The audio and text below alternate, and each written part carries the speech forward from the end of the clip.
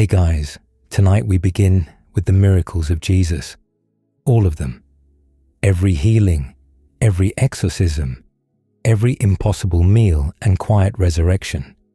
The moments where the ordinary rules of the universe appear to have taken the night off. So before you get comfortable, take a moment, like the video and subscribe, but only if you genuinely enjoy what I do here. And let me know in the comments where you're tuning in from and what time it is for you. It's always fascinating to see who's joining us from around the world. Now, dim the lights. Maybe turn on a fan for that soft background hum. And let's ease into tonight's journey together. Here's something nobody tells you about miracles. They're inconvenient, not for the person being healed, obviously. If you've been blind for 30 years and suddenly you can see your daughter's face, inconvenient is not the word that comes to mind. But for everyone else, the authorities, the institutions, the people whose entire job depends on the world working in predictable ways, miracles are a bureaucratic nightmare. Because a miracle doesn't just break the laws of physics, it breaks the laws of who gets to be in charge of things. And people in charge of things tend to notice when their authority gets bypassed. That's what makes these stories so interesting. Not just the supernatural spectacle, though we'll get to that, but the context, the specific power structures that found them deeply, personally threatening. Let's set the scene. It's roughly 30 CE. The region we now call Israel is under Roman occupation. The Romans are efficient, brutal when necessary, and mostly uninterested in local religious disputes as long as taxes get paid and nobody starts a rebellion. They had an empire to run. They didn't have time for theological debates about Sabbath regulations. But here's what you need to understand. The Romans didn't micromanage. They outsourced. They found the people who already had power, the wealthy families, the religious authorities, and made a deal. You keep your people quiet. We let you keep your position. You collect the taxes, you maintain order, and we won't replace you with someone more cooperative. It was a simple arrangement. Everybody with power got to keep it. Everybody without power got to stay that way. This created a society with carefully controlled access to God. Spirituality had an org chart, and most people were not on it. At the top, the temple in Jerusalem, magnificent, enormous, the only place where certain sacrifices could be performed, where certain sins could be formally forgiven. If you wanted to be officially right with God, this was the building. No exceptions. The temple was controlled by the priestly aristocracy. Wealthy families who had held these positions for generations. They ran the sacrificial system. They collected the temple tax. They decided who was spiritually clean and who was spiritually contaminated. They didn't create the rules exactly, but they enforced them. And enforcement, as it turns out, pays quite well. Then there were the Pharisees. Not priests, but scholars. Experts in religious law. They ran the synagogues, interpreted the scriptures, decided what behaviors were acceptable and which would get you shunned from polite society. The Pharisees didn't control the temple, but they controlled something almost as valuable: the interpretation of everyday life. What you could eat, who you could touch, how far you could walk on the Sabbath before it stopped being a stroll and started being a violation. They had opinions about everything, and their opinions had consequences. And at the bottom, everyone else. The farmers, the fishermen, the widows, the sick, especially the sick. Because in this world, illness wasn't just a medical condition. It was a spiritual verdict.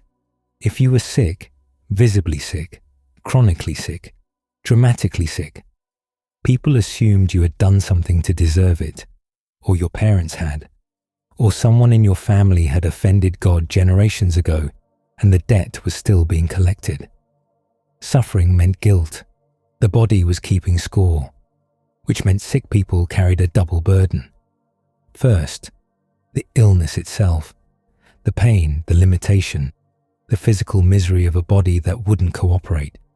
Second, the shame, the whispered questions, the neighbors who stopped visiting, the sense that your own skin had betrayed not just your health, but your reputation. A skin disease didn't just make you uncomfortable, it made you unclean, ritually contaminated, unable to enter the temple, unable to participate in community worship, unable to be touched by your own family without making them contaminated too. You had to announce yourself when you walked down the street. Unclean, unclean. Like a human alarm system, warning clean people to keep their distance. Picture that for a moment. Walking through your own village, shouting a warning about yourself so your neighbors can avoid you. The only path back to normal life ran through the priesthood.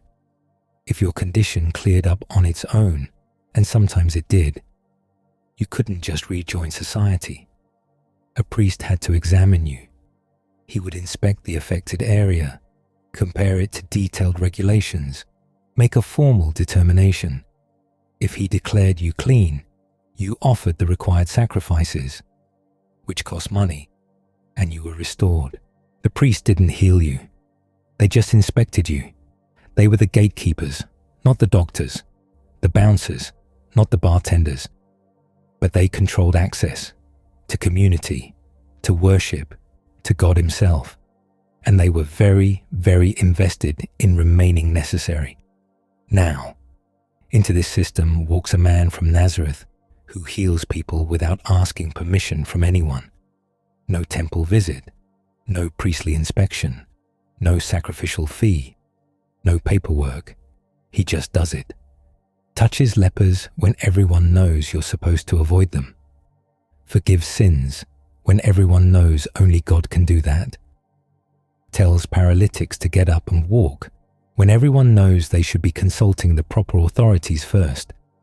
And every single time, he is making a statement about who has authority, about who stands between people and God, about whether the entire gatekeeping system is necessary at all.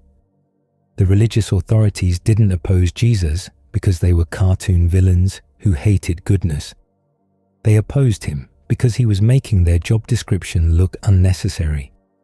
And unnecessary people in positions of power historically get very creative about protecting their positions. Every miracle was an act of unauthorized access. Every healing was a bypass of the system. Every restoration was a suggestion that maybe, just maybe, God didn't need middle management. Keep that in mind as we walk through what comes next. We're going to cover every major miracle in the Gospels. The nature miracles, water, weather, fish, and one very unlucky fig tree. The healings, blindness, paralysis, leprosy, and conditions that had kept people isolated for years. The feedings, impossible math with bread and fish. The exorcisms, which we'll handle carefully. The moments when death itself was politely asked to wait. Some of these stories are famous. Some you may have never heard. All of them meant something specific to the people who witnessed them, and all of them made someone, somewhere, very nervous. Let's begin. We're going to start with the miracles that don't involve healing anyone. The ones where Jesus demonstrates authority over the physical world itself.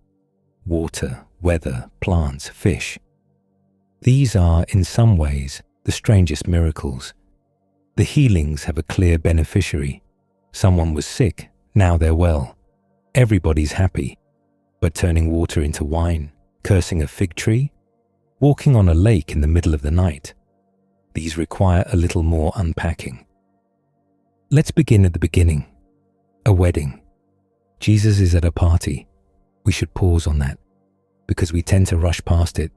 Jesus, at a multi-day celebration with food and wine and music and dancing. The man who would later be executed as a threat to public order, spending his time at a village wedding reception. He was invited, which means he had social connections, friends, or at least acquaintances, who wanted him there. He said yes, which means he didn't consider himself too important or too holy for festivities. The future savior of humanity, making small talk and eating appetizers. His mother is there too. This is early, before disciples, before crowds, before controversy. Just a local wedding in a small Galilean town called Cana. Now, to understand what happens next, you need to understand what a Jewish wedding actually looked like in the first century. This wasn't a Saturday afternoon ceremony, followed by a 5-hour reception. This was a week, 7 full days of celebration. The groom would process to the bride's home, accompanied by friends and musicians. The bride would be veiled, adorned, surrounded by her own attendants. There would be formal blessings, contracts signed, and then the feasting would begin. For 7 days, the entire community was involved. Neighbors brought food, musicians played, people danced, wine flowed. The host family was expected to provide for everyone, and everyone could mean dozens or even hundreds of guests over the course of the week. The social pressure was immense. Your hospitality reflected your honor. Your generosity demonstrated your worth as a family, as in-laws, as members of the community. Hosting a wedding well could cement your reputation for a generation. Hosting one poorly could haunt you just as long. First century Galilee had no internet, but it had something worse. People with long memories and nothing better to talk about.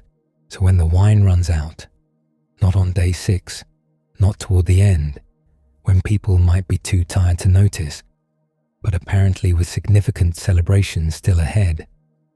This is a crisis, not a life-threatening crisis.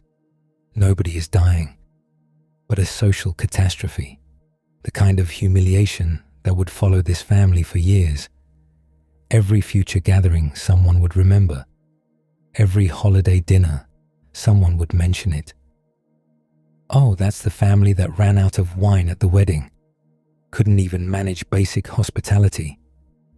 The bride's parents would never live it down. The couple would start their marriage under a cloud of second-hand embarrassment. Mary turns to Jesus. They have no wine. She's not making small talk. She's not offering an observation about the catering situation. She's presenting an emergency and clearly expecting him to do something about it.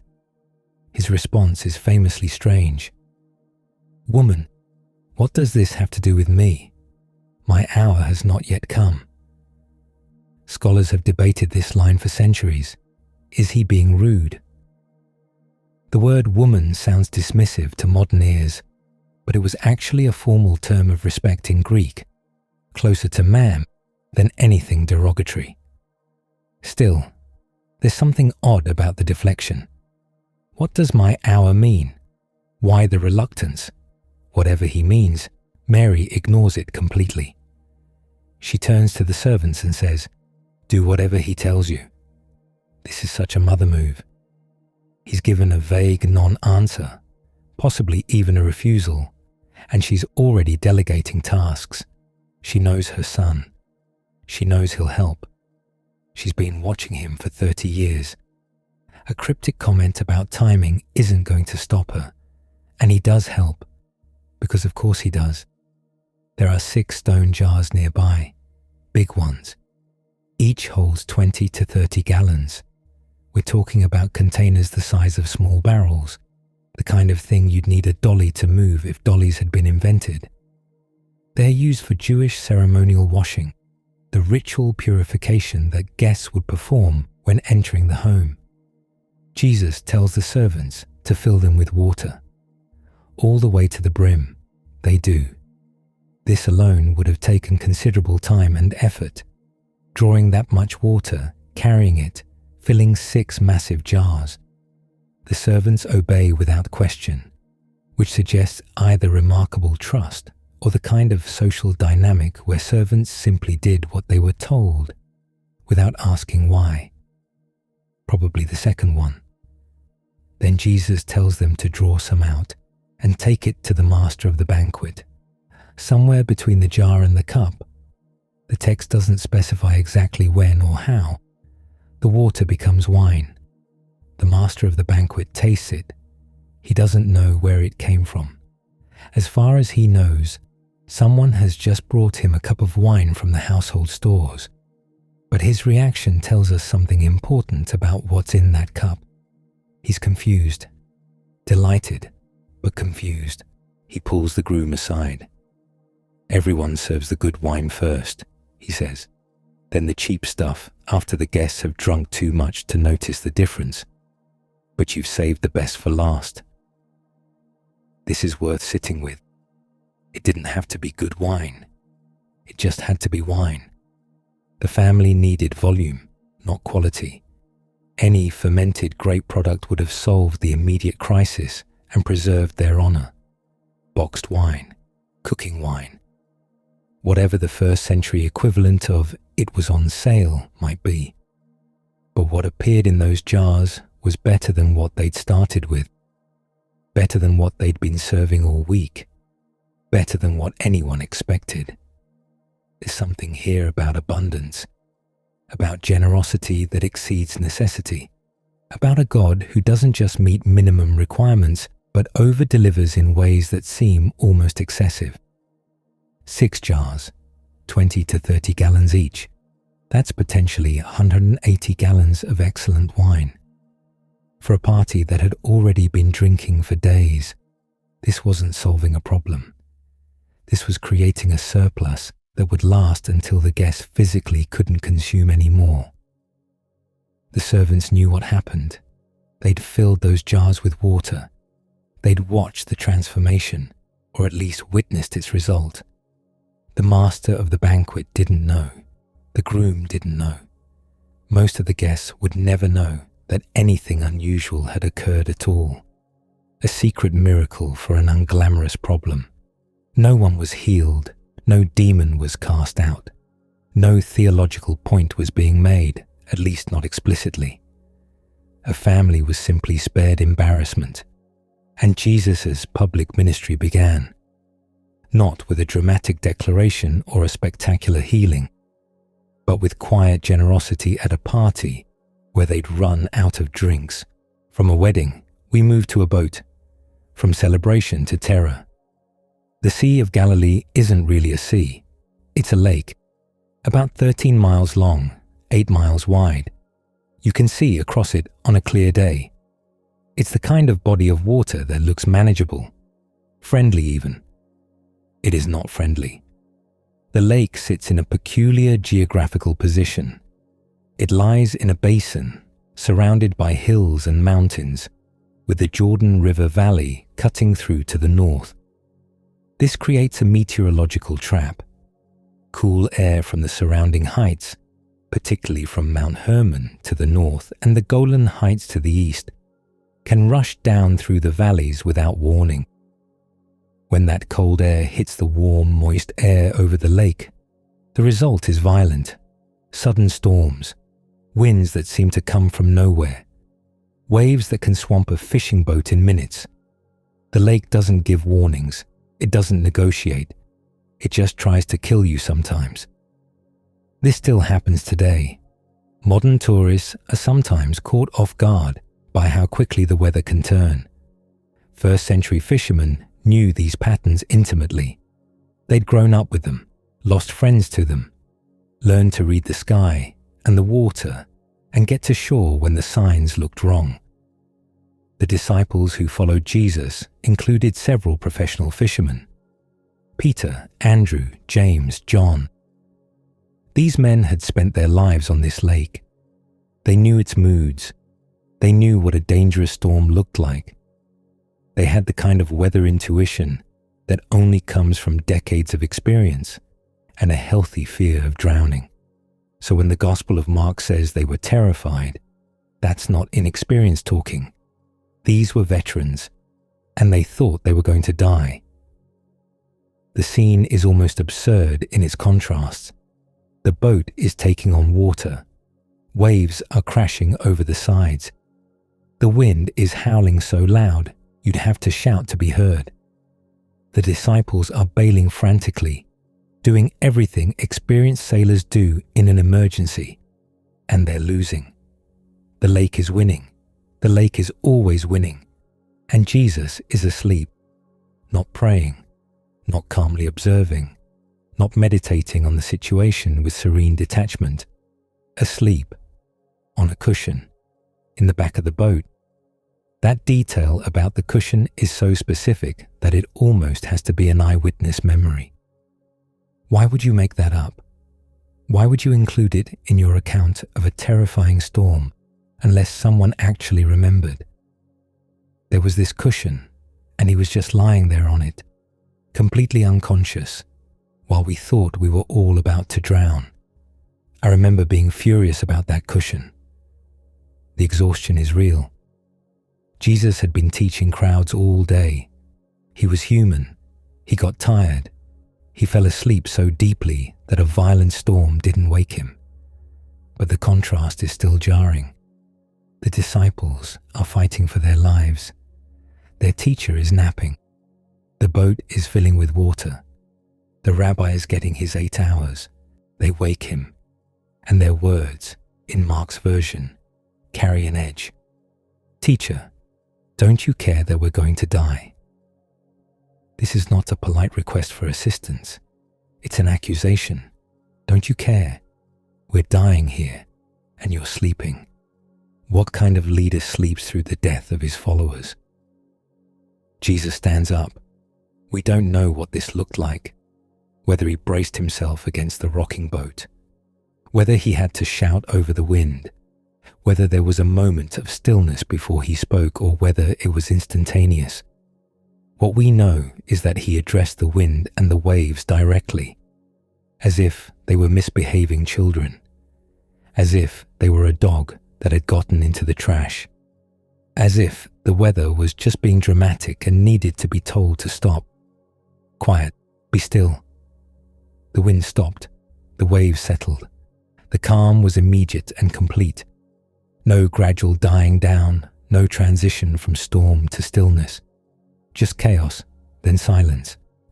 As if the lake had been caught doing something it wasn't supposed to, and was now pretending it had been calm all along. And then Jesus turned to his disciples and asked a question that must have felt deeply, profoundly unfair, given what they'd just experienced. Why are you so afraid? Do you still have no faith? They've just survived a storm that was killing them. Their teacher has just commanded the weather like it was a misbehaving pet. And his response is to question their faith. The disciples don't argue. They don't answer. They're too busy being terrified in a completely new way. Fear of the storm has been replaced by fear of him. Who is this? They whisper to each other. Even the wind and the waves obey him. In Jewish tradition, power over the sea was divine territory. Not prophetic, not angelic, divine.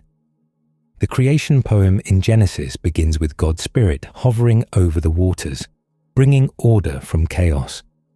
The Psalms speak repeatedly of God stilling storms, calming waves, ruling over the raging deep. When Job questions God's justice, God's response includes, "Who shut up the sea behind doors? When I said, 'This far you may come and no farther,' here is where your proud waves halt." The sea represented chaos itself, the uncontrollable, the ancient terror that humans could never fully master, the deep that swallowed ships and bodies and pretensions of human power. And now a carpenter's son from Nazareth speaks to it like a pet that's forgotten its training. The disciples' question, "Who is this?" is exactly the right question. Because if you take this story at face value, the answer doesn't fit any existing category. Not prophet, not priest, not wonder worker, not angel, something else. They'd followed him because he was a compelling teacher, maybe a prophet, certainly an interesting man with interesting ideas about God and Torah and the coming kingdom. Now they're in a boat with someone who commands the weather. The Gospels don't record what the rest of that journey was like, whether they made conversation, whether anyone slept, whether they sat as far from him as the boat would allow or huddled closer, suddenly aware that the most dangerous thing on the lake might be sitting right next to them. I imagine they just sat there, in the sudden silence, watching him and wondering what exactly they'd gotten themselves into. It happens again. Same lake, different night. This time, Jesus isn't in the boat at all. He sent the disciples ahead while he dismisses the crowds and goes up a mountainside to pray alone. By the time he finishes, it's the middle of the night, and the disciples are struggling against a headwind. They've been rowing for hours. The far shore keeps not getting any closer. Their arms ache. The wind won't cooperate. It's the kind of miserable, grinding night that makes you question your life choices. Why did we become fishermen? Why did we follow this rabbi? Why didn't we stay home and become accountants? And then, somewhere between 3 and 6 in the morning, they see something on the water. A figure, walking, moving toward them across the waves. Their first assumption is reasonable, given the available options. It's a ghost, a spirit, something that should not exist, and definitely should not be approaching their boat in the middle of the night. They scream. This is a detail I appreciate. These are grown men, experienced fishermen, people who have now, at this point, seen Jesus perform multiple miracles. They've watched him heal the sick. They've watched him calm a storm. They've seen things that should have prepared them for unusual phenomena. And they scream like children who've just seen something move in a dark closet. Jesus calls out to them, "Take courage. It is I. Don't be afraid." In Greek, "it is I" is ego eimi, literally, I am. The same phrase God uses to identify himself to Moses at the burning bush. Whether the disciples caught that echo in the moment is unclear. They were probably too busy processing the basic visual information of a human figure standing on water that should not support human weight. Peter, always the impulsive one who speaks before thinking, shouts back, "Lord, if it's you, tell me to come to you on the water." This is such a Peter response. He's not content to wait and see. He's not willing to just accept the miracle passively. He wants to participate. He wants to test it. He wants to try. Everyone else is having a reasonable panic response, and Peter is asking if he can join the impossible thing happening in front of him. Jesus says one word, "Come," and Peter climbs out of the boat. Let's pause here. Let's really sit with this moment. Peter has just watched a figure approach across the waves.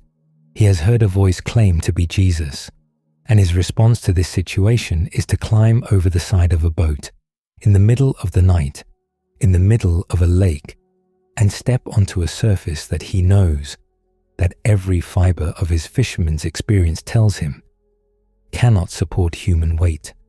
That is either profound faith or profound recklessness. Possibly both. Probably both. The line between courage and stupidity has always been thin, and Peter lives on that line. For a moment, the text suggests several steps at least. It works.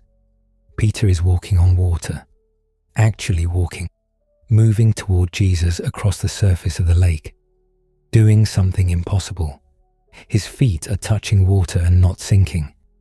Every physical law he's ever observed is being politely ignored. Then he notices the wind. He looks around at the waves, feels the spray on his face, hears the water slapping against the boat behind him, and suddenly, viscerally, he remembers that what he's doing cannot be done. Physics reasserts itself. Reality catches up. The water remembers that it's supposed to be wet. He starts to sink. "Lord, save me." The cry is immediate, instinctive. No theology, no careful phrasing, just raw desperation. 3 words, the kind of prayer you pray when you don't have time for a longer one. Jesus reaches out, grabs his hand, pulls him up. "You of little faith, why did you doubt?" They get into the boat together. The wind stops. The disciples worship him. This story is often read as a lesson about faith. Keep your eyes on Jesus. Don't get distracted by the circumstances around you. Doubt leads to sinking. That's fine. It's not wrong. But there's something else worth noticing. Peter failed. He doubted. He sank. And Jesus caught him anyway. Peter's faith was enough to get him out of the boat. That mattered. That counted for something. But when his faith faltered, when the reality of what he was doing finally overwhelmed his belief that he could do it, he wasn't abandoned. He wasn't left to drown as an object lesson about the consequences of insufficient conviction. He was caught. The disciples who stayed in the boat weren't rebuked for their caution. Peter, who tried and failed, wasn't punished for his failure. He was rescued, gently teased, and brought to safety. I don't know exactly what to do with that, theologically, but it seems important. Now for something strange. Not strange like water into wine strange. That at least makes emotional sense. Someone needed wine. Wine appeared. Everyone benefited. This is a miracle of destruction, and it's directed at a tree that, by the text's own admission, was not doing anything wrong. Jesus is traveling from Bethany to Jerusalem. It's morning. He's hungry. He sees a fig tree in the distance, covered with leaves, and walks over hoping to find some fruit. No figs, just leaves. The text adds, almost apologetically, because it was not the season for figs. It was not the season. The tree wasn't barren, wasn't diseased, wasn't underperforming. It was simply doing what fig trees do at that time of year, producing leaves, getting ready for the fruit that would come later. It was following its biological programming. It was being a fig tree.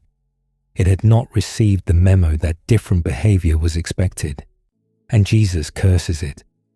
May no one ever eat fruit from you again.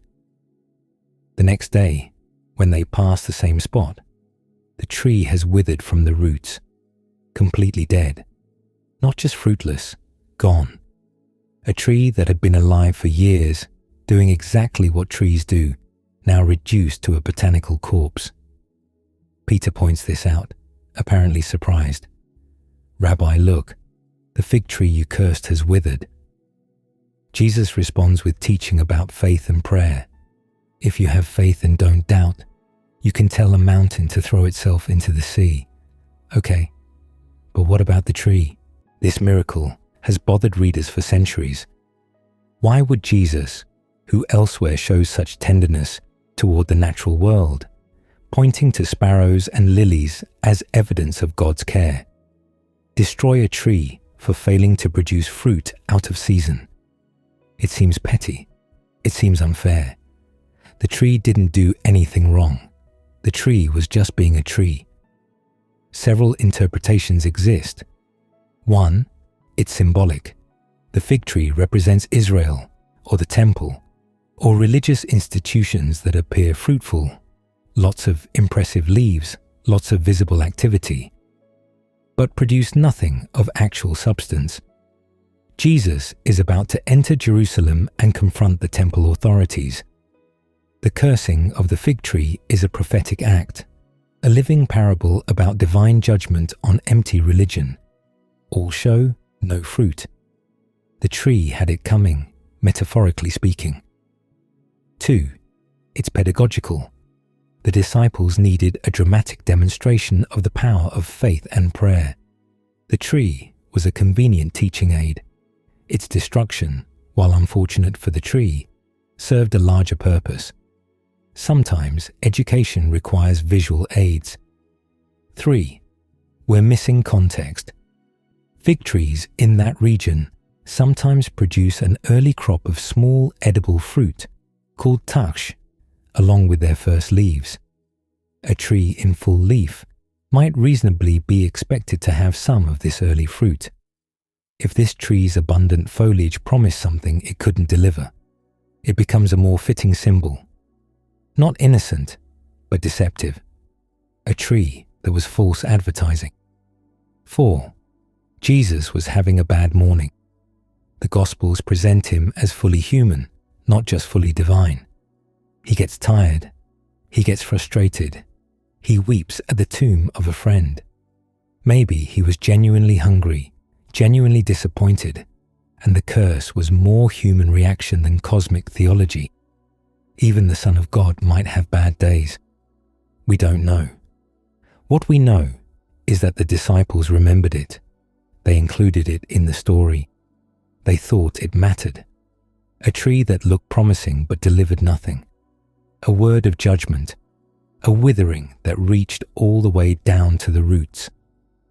The next day, Jesus would enter the temple and overturn the money changers' tables.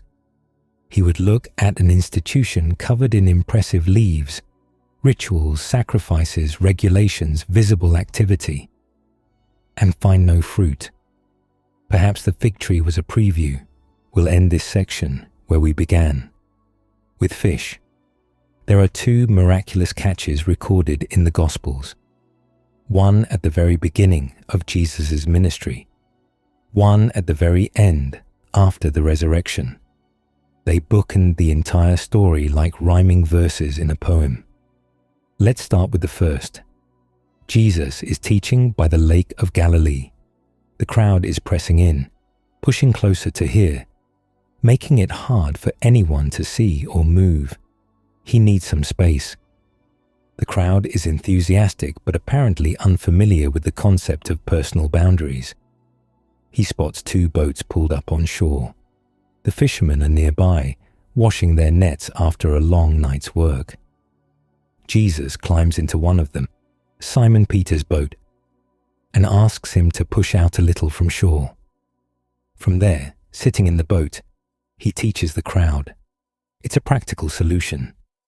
The water provides natural acoustics, the distance provides breathing room, and Peter gets a front row seat to the teaching, whether he wanted one or not. When he finishes, he turns to Simon. Put out into deep water and let down the nets for a catch. Simon is tired, bone tired, the kind of exhaustion that comes from working all night and having nothing to show for it. He's been fishing these waters since childhood.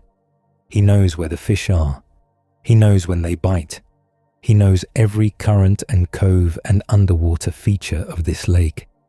He knows that if there were fish to catch, he would have caught them. And now a carpenter is giving him fishing advice. But something about the request, or something about the man making it, prompts him to try anyway. Master, we've worked hard all night and haven't caught anything. But because you say so, I will let down the nets. Because you say so. Not because it makes sense. Not because I think it will work. Not because your carpentry background suggests expertise in marine biology. But because you're asking. What follows is so excessive it verges on comedy. The nets fill with fish. Not a good catch. Not a great catch. An impossible catch. So many fish that the nets begin to tear under the weight. Simon signals frantically to his partners in the other boat, James and John, the sons of Zebedee. They come to help. Both boats fill with fish until they're riding so low in the water, they're in danger of sinking. They're going to drown in abundance. They almost die from too much blessing. After a night of catching nothing, they're now at risk of being killed by their own success. Simon Peter's reaction is not what you'd expect from a fisherman who has just made the catch of a lifetime. He doesn't celebrate, doesn't start calculating the profit, doesn't thank Jesus for the business advice, doesn't ask for stock tips or lottery numbers. He falls at Jesus' knees, right there in the fish-filled boat, and says something strange. "Go away from me, Lord. I am a sinful man." Why sinful? The text doesn't say he'd done anything particularly wrong. He's just a fisherman. He works hard. He pays his taxes, probably. He's not a notorious criminal or religious hypocrite. But something about this moment, the impossible abundance, the casual authority with which Jesus commanded it, the gap between what Peter expected and what actually happened, makes him suddenly, acutely aware of his own smallness, his ordinariness, his complete inadequacy to be in the presence of whatever this is. He'd been in the boat with a carpenter. Now he realizes he's been in the boat with something else entirely. Jesus doesn't argue with him, doesn't reassure him about his inherent goodness, or tell him he's being too hard on himself. Doesn't say, no, you're great, don't worry about it. He just redirects him. Don't be afraid. From now on, you will fish for people. They bring the boats to shore. They leave everything, the fish, the nets, the boats, the business, the catch of a lifetime. They follow him. Think about that. They just made more money in one morning than they might make in a month. The boats are full. The nets are full. This is the payday every fisherman dreams about. And they walk away from it. Because whatever just happened was more interesting than fish. The second catch happens after everything. After the miracles and the teaching and the controversy. After the arrest and the trial and the execution. After the resurrection, which the disciples have witnessed but don't fully understand. Peter has gone back to fishing. Some readers interpret this as failure. He's given up on the mission, lost faith, returned to his old life because he doesn't know what else to do. But maybe it's simpler than that. The resurrection has happened, but no one has given instructions about what comes next. The disciples are in limbo, waiting, uncertain, probably traumatized. They've just watched their teacher die and then not stay dead, and nobody has explained what they're supposed to do with that information. And Peter is a fisherman. When you don't know what to do, you do what you know. You go back to the familiar. You work with your hands. You wait for clarity. 7 disciples go out on the lake. They fish all night. They catch nothing. Again. At dawn, a figure appears on the shore. They're about 100 yards out, close enough to hear a shout, too far to see a face clearly in the early morning light. "Friends, haven't you caught any fish?" "No." "Throw your net on the right side of the boat and you will find some." They do. Maybe they're too tired to argue. Maybe something in the voice sounds familiar. Maybe they're just willing to try anything at this point. Maybe they've learned that when someone gives you fishing advice from shore, sometimes you should just listen. The net fills. So many fish they can't haul it in. John, the disciple who always seems to understand things first, recognizes what's happening. It is the Lord. Peter doesn't wait for the boat to reach shore. He's naked, or nearly so. Fishermen often work that way in the warm weather. So he throws on his outer garment and jumps into the water. He swims to shore while the others bring the boat in, dragging the heavy net behind them. This is Peter, impulsive, impatient, unable to wait for the boat when Jesus is standing right there. He put on clothes specifically so he could jump in the water. That's not efficient. That's not logical. That's love. When they land, Jesus has a charcoal fire going. Bread and fish are already cooking. "Bring some of the fish you have just caught." Peter climbs back aboard and drags the net to shore. And then the text gives us one of those strangely specific details that feels like an eyewitness memory. There were 153 large fish, and despite the quantity, the net was not torn. Why 153? Scholars have proposed dozens of explanations. Some mathematical. 153 is the sum of the integers from 1 to 17. Some mystical. Ancient zoologists supposedly counted 153 species of fish in the sea, so the number represents completeness. Some geographical. There were supposedly 153 nations in the known world. Or maybe it was just 153. Someone counted, because that's what fishermen do. You count your catch. You remember the big hauls. You tell the story later with specific numbers, because specific numbers make the story real. How many fish? 153. You counted? Of course I counted. What kind of fisherman doesn't count? They eat breakfast on the beach. Jesus and his disciples, in the early morning light, with a charcoal fire crackling and fresh fish cooking and the net full of abundance pulled up on the sand. It's after this meal that Jesus turns to Peter and asks 3 times, "Do you love me?" 3 questions to match Peter's 3 denials, a restoration, a recommissioning. But before that heavy conversation, before the future of the church gets discussed, there's just this: a meal, a fire, fish and bread, friends who have been through something terrible and come out the other side. Peter had left everything to follow Jesus. He'd walked on water and sunk.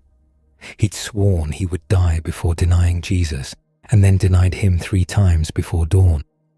He'd seen the empty tomb and didn't know what it meant, and now he's back where he started, on a boat, with empty nets, being told where to find fish by a man standing on the shore. The catch was the same, the abundance was the same, but Peter was different, and maybe that was the point all along. Now we come to the healings. This is what most people think of when they think of Jesus' miracles. The blind seeing, the lame walking, the lepers cleansed, the iconic images that have filled 2,000 years of religious art.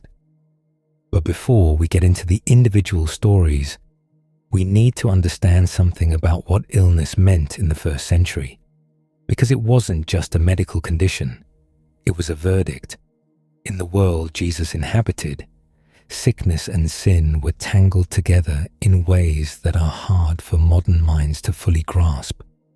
If you were ill, especially if you were chronically ill, visibly ill, dramatically ill, people assumed you had done something to deserve it, or your parents had, or someone in your family line had offended God 3 generations back, and now that cosmic debt was manifesting in your skin, your eyes, your legs that wouldn't work. This wasn't universal. The book of Job pushes back against it. Ecclesiastes questions it. Some rabbis taught that suffering could be redemptive or mysterious or simply unexplained. But the popular assumption, the default setting of the culture, was that suffering meant guilt. Your body was a moral report card, and everyone could read it, which meant that sick people carried a double burden.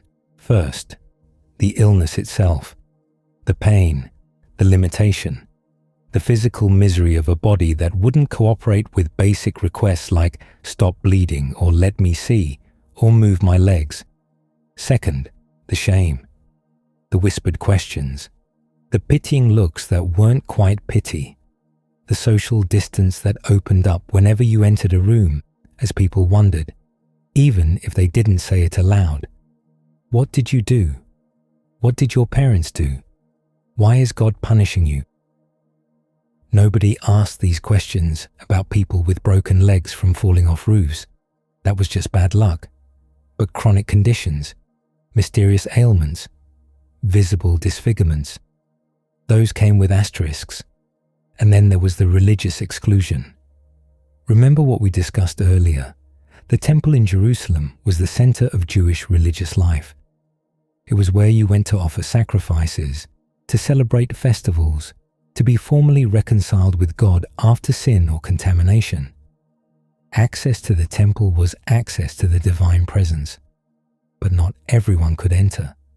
If you were ritually unclean, and many illnesses made you unclean by definition, you couldn't pass beyond certain boundaries. You were cut off, not just socially awkward, but spiritually quarantined. The presence of God was there, in the temple, in the Holy of Holies, and you couldn't get to it. A wall of purity regulations stood between you and the divine.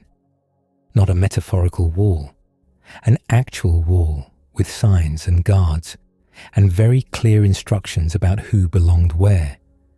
The priest didn't heal you. That wasn't their job. They inspected you.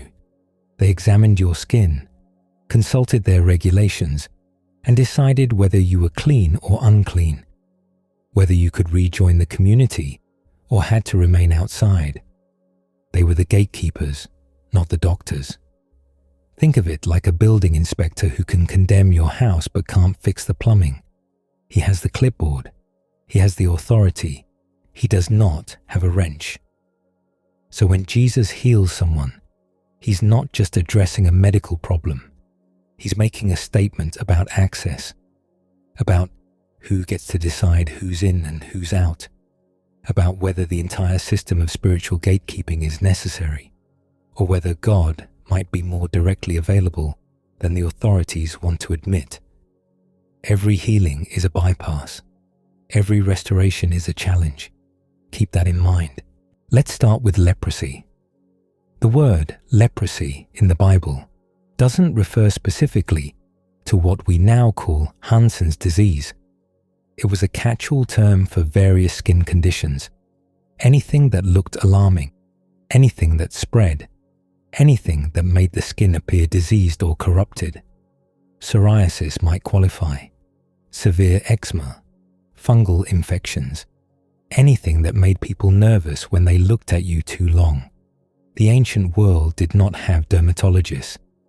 What it had was priests with very detailed checklists.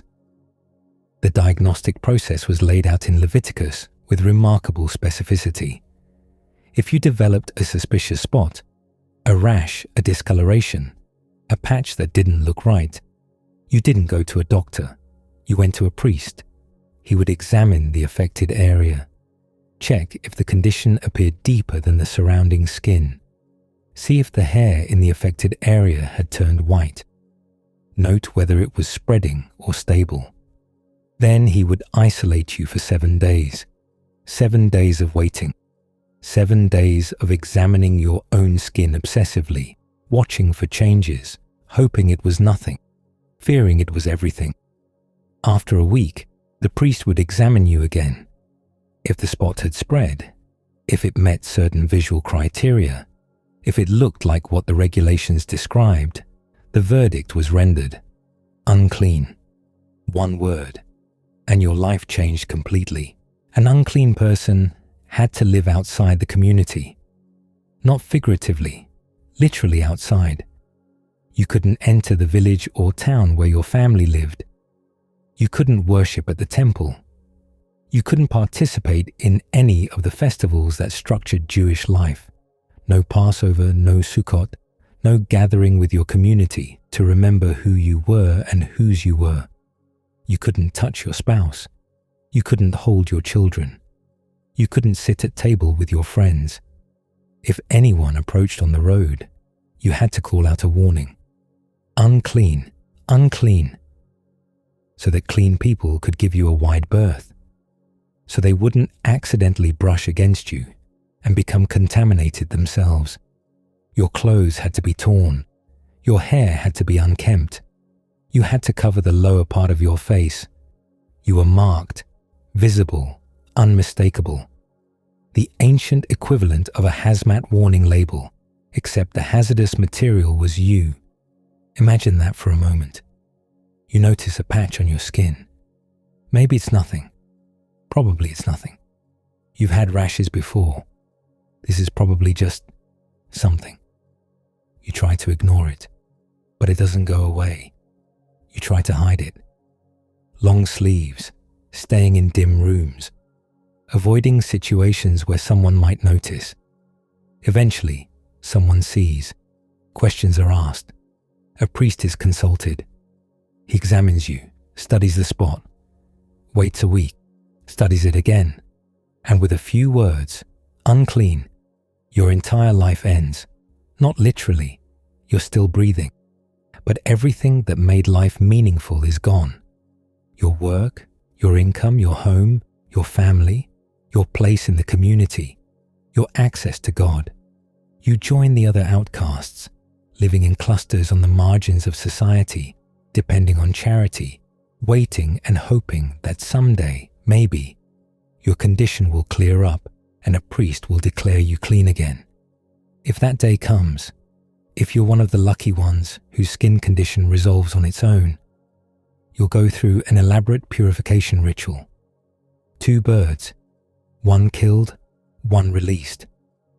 Cedar wood and scarlet yarn and hyssop, dipped in blood, washing, shaving, waiting, sacrificing. The symbolism was rich, the process was slow, the message was clear. You are being remade.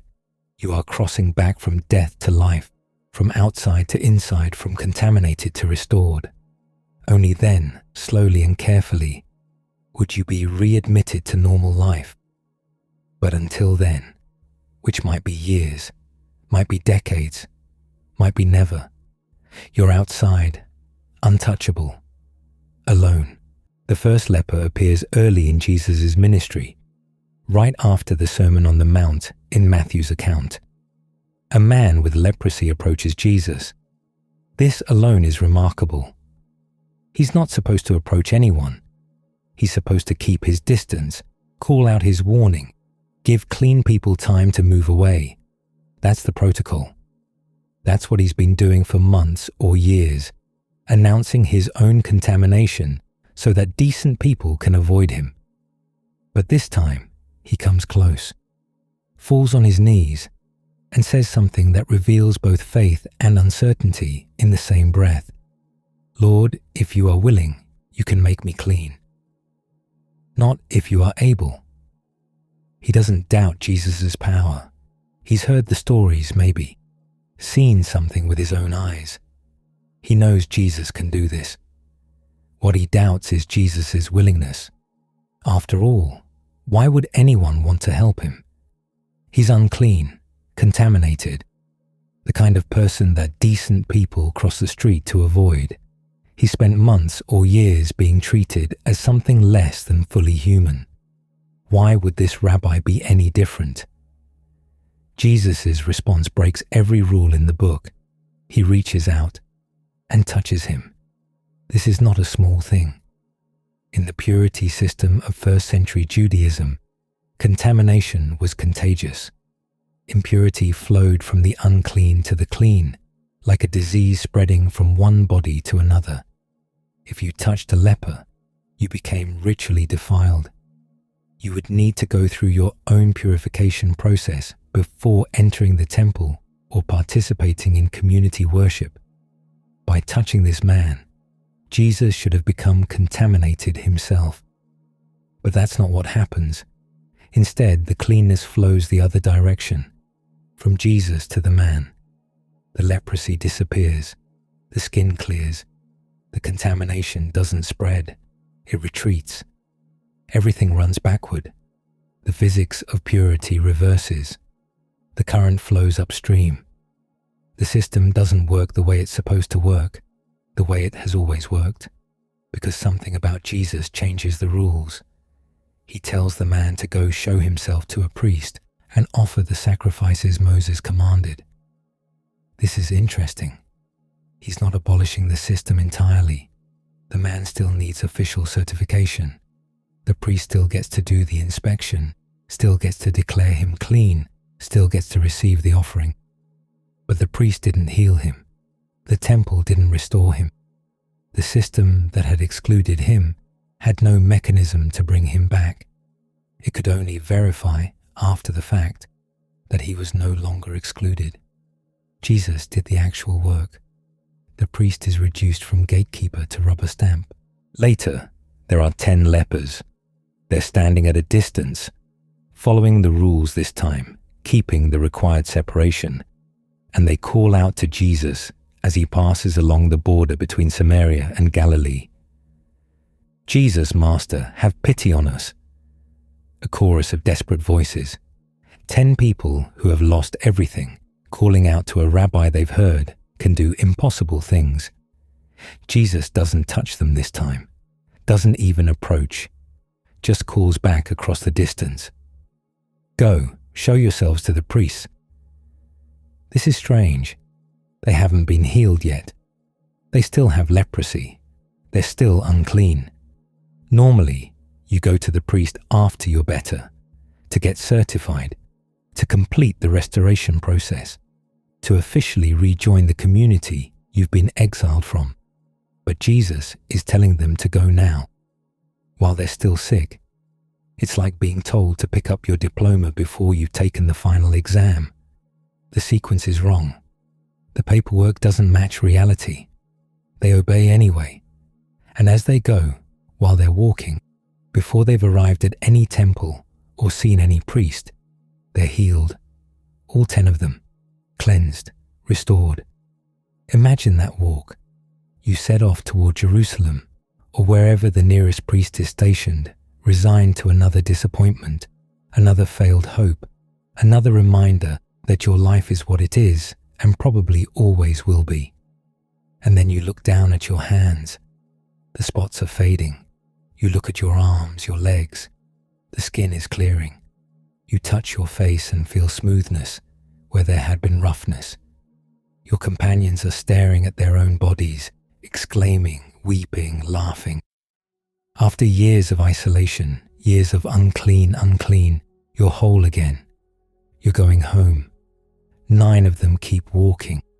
They're going to complete the mission, show themselves to the priests, get the certification, offer the sacrifices, officially rejoin the community. After everything they've lost, they're finally getting their lives back. There are forms to fill out, rituals to complete, family members to embrace for the first time in years. The bureaucracy of restoration awaits, and they're eager to begin. One stops. He turns around, comes back, falls at Jesus' feet, thanking him, praising God in a loud voice. Not quietly, not with dignified restraint. Loud gratitude, messy gratitude. The kind that doesn't care what anyone thinks. Because what is social embarrassment compared to having your life handed back to you? And here's the detail that made the original audience uncomfortable. He's a Samaritan. Samaritans and Jews had a complicated history. Centuries of religious and ethnic tension, dating back to the Assyrian conquest and the resettlement of the northern kingdom. They worshipped the same God, more or less, but in different places. The Samaritans on Mount Gerizim, the Jews in Jerusalem. They had different scriptures, different practices, different claims to legitimacy. Think of it like 2 denominations that split 300 years ago and have been writing angry pamphlets about each other ever since, except with more violence and land disputes. Jews generally avoided Samaritans, considered them heretics at best, ethnic traitors at worst, the kind of people you didn't eat with, didn't travel through their territory if you could help it, didn't acknowledge as part of your community. This Samaritan had been excluded twice over. Once for his disease, once for his ethnicity. Even among the community of lepers, he would have been an outsider. The guy the other outcasts didn't quite accept, and he's the only one who comes back. Jesus notices. Of course he notices. Were not all 10 cleansed? Where are the other 9? Has no one returned to give praise to God except this foreigner? The word he uses, this foreigner, emphasizes the point. This outsider, this person who wasn't even supposed to be part of the covenant community, this man who practiced the wrong version of the same religion. Then Jesus tells him something the other 9 don't get to hear. Rise and go. Your faith has made you well. The Greek word translated made well is the same word often translated as saved. It means more than physical healing. It means wholeness in a deeper sense, restoration that goes beyond skin. The other 9 were healed. Their leprosy was cured. They could go back to their lives, fill out their paperwork, resume their place in communities that had expelled them.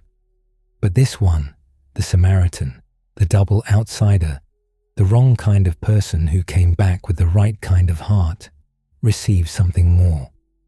The insiders got their skin fixed. The outsider got everything. From skin conditions, we move to paralysis. There's a man in Capernaum who can't walk. We don't know his name. We don't know how long he's been paralyzed or what caused it. An accident, a birth defect, a disease that attacked his nervous system. The Gospels don't tell us. What we know is that he has friends. Good friends. The kind of friends who, when they hear that Jesus is teaching in a house nearby, decide to bring their paralyzed companion to him. They put him on a mat, basically a simple stretcher, probably his sleeping pallet, and carry him through the streets. Picture this. 4 men, probably, one at each corner of the mat, navigating the narrow streets of Capernaum, stepping around market stalls and donkeys and children playing games that involve throwing things at other things. The streets aren't wide. They're not paved in any meaningful sense. They're packed dirt and stone, uneven, full of obstacles, and they're carrying a grown man. People would have stared, would have moved aside, would have wondered where these 4 were going with such determination, sweat dripping, arms aching, refusing to put their friend down. When they arrive, the house is packed, not just full, overflowing. People are crammed in the doorway, spilling out into the street, crowding every available inch of space. They've heard Jesus is teaching, and no one wants to miss it. No one is leaving. No one is making room. There's no way to get inside. Certainly no way to get close to Jesus while carrying a man on a stretcher. Most people would give up at this point. We tried. It didn't work out. The crowd's too big. Maybe we'll catch him another time, when he's less popular, when the venue's larger, when there's an actual queuing system. These friends don't give up. They look at the crowd. They look at the house. They look at each other. They look up, and they carry their friend to the roof. Now, roofs in first century Palestine weren't like modern roofs, peaked, shingled, inaccessible. They were flat, made of wooden beams laid across the top of the walls, covered with branches and reeds, packed with mud and clay until it formed a solid surface. People used their roofs. They dried fruit up there, slept up there on hot summer nights when the house was unbearable, did various domestic tasks where they could catch a breeze and escape the chaos below. Roofs were living space. They were also not designed to support 5 adult men, one of whom was being carried, and they could be dug through. So these friends, standing on someone else's roof, someone who did not invite them, someone who is about to have a very bad day, start digging. Imagine being inside that house. You're crammed in with dozens of other people, shoulder to shoulder, straining to hear Jesus over the crowd noise. It's hot. Bodies packed together, minimal ventilation, the smell of wool and sweat and too many people who bathed last week. And then something starts falling from the ceiling. Dust at first. You brush it off. Assume it's nothing. Then dirt. Small chunks of clay. Everyone looks up. A hole is appearing in the roof, getting bigger. Fingers are visible now, pulling at the edges, widening the gap. And through the hole, backlit by the sky, you can see faces looking down. Determined faces. And then, slowly, carefully, ropes creaking with the strain, a man on a mat is being lowered into the room. Right in front of Jesus, debris is still falling. The homeowner is presumably having feelings about this. The crowd is trying to make space for a paralyzed man descending from above like some kind of miracle delivery service. The text says Jesus saw their faith. Not his faith, the paralyzed man's faith. their faith, the faith of the friends who refused to take no for an answer, who committed property damage to get their companion into the room, who decided that conventional approaches weren't going to work and found another way. Sometimes faith looks like patience and quiet trust. Sometimes faith looks like destroying someone's ceiling. And Jesus says something unexpected. Son, your sins are forgiven. Wait. What? The man is paralyzed. He was brought here to be healed, to walk again. His friends have just torn a hole in a roof that will need to be repaired, that someone will have to pay for, on the assumption that Jesus can fix what's wrong with his legs. And Jesus is talking about forgiveness. Some religious teachers in the crowd are thinking exactly this, but with different emphasis. They're not confused about the man's needs. They're scandalized by Jesus' words. Who can forgive sins but God alone? This is basic theology. Sin is an offense against God. Only the offended party can forgive an offense. When this carpenter from Nazareth says, "Your sins are forgiven," he's claiming to speak for God, to do what only God can do. In their minds, this is blasphemy, a capital offense. Jesus knows what they're thinking. He always seems to know. Why are you thinking these things in your hearts? Which is easier, to say to this paralyzed man, "Your sins are forgiven," or to say, "Get up, take your mat and walk"? It's a trick question. In one sense, saying your sins are forgiven is easier.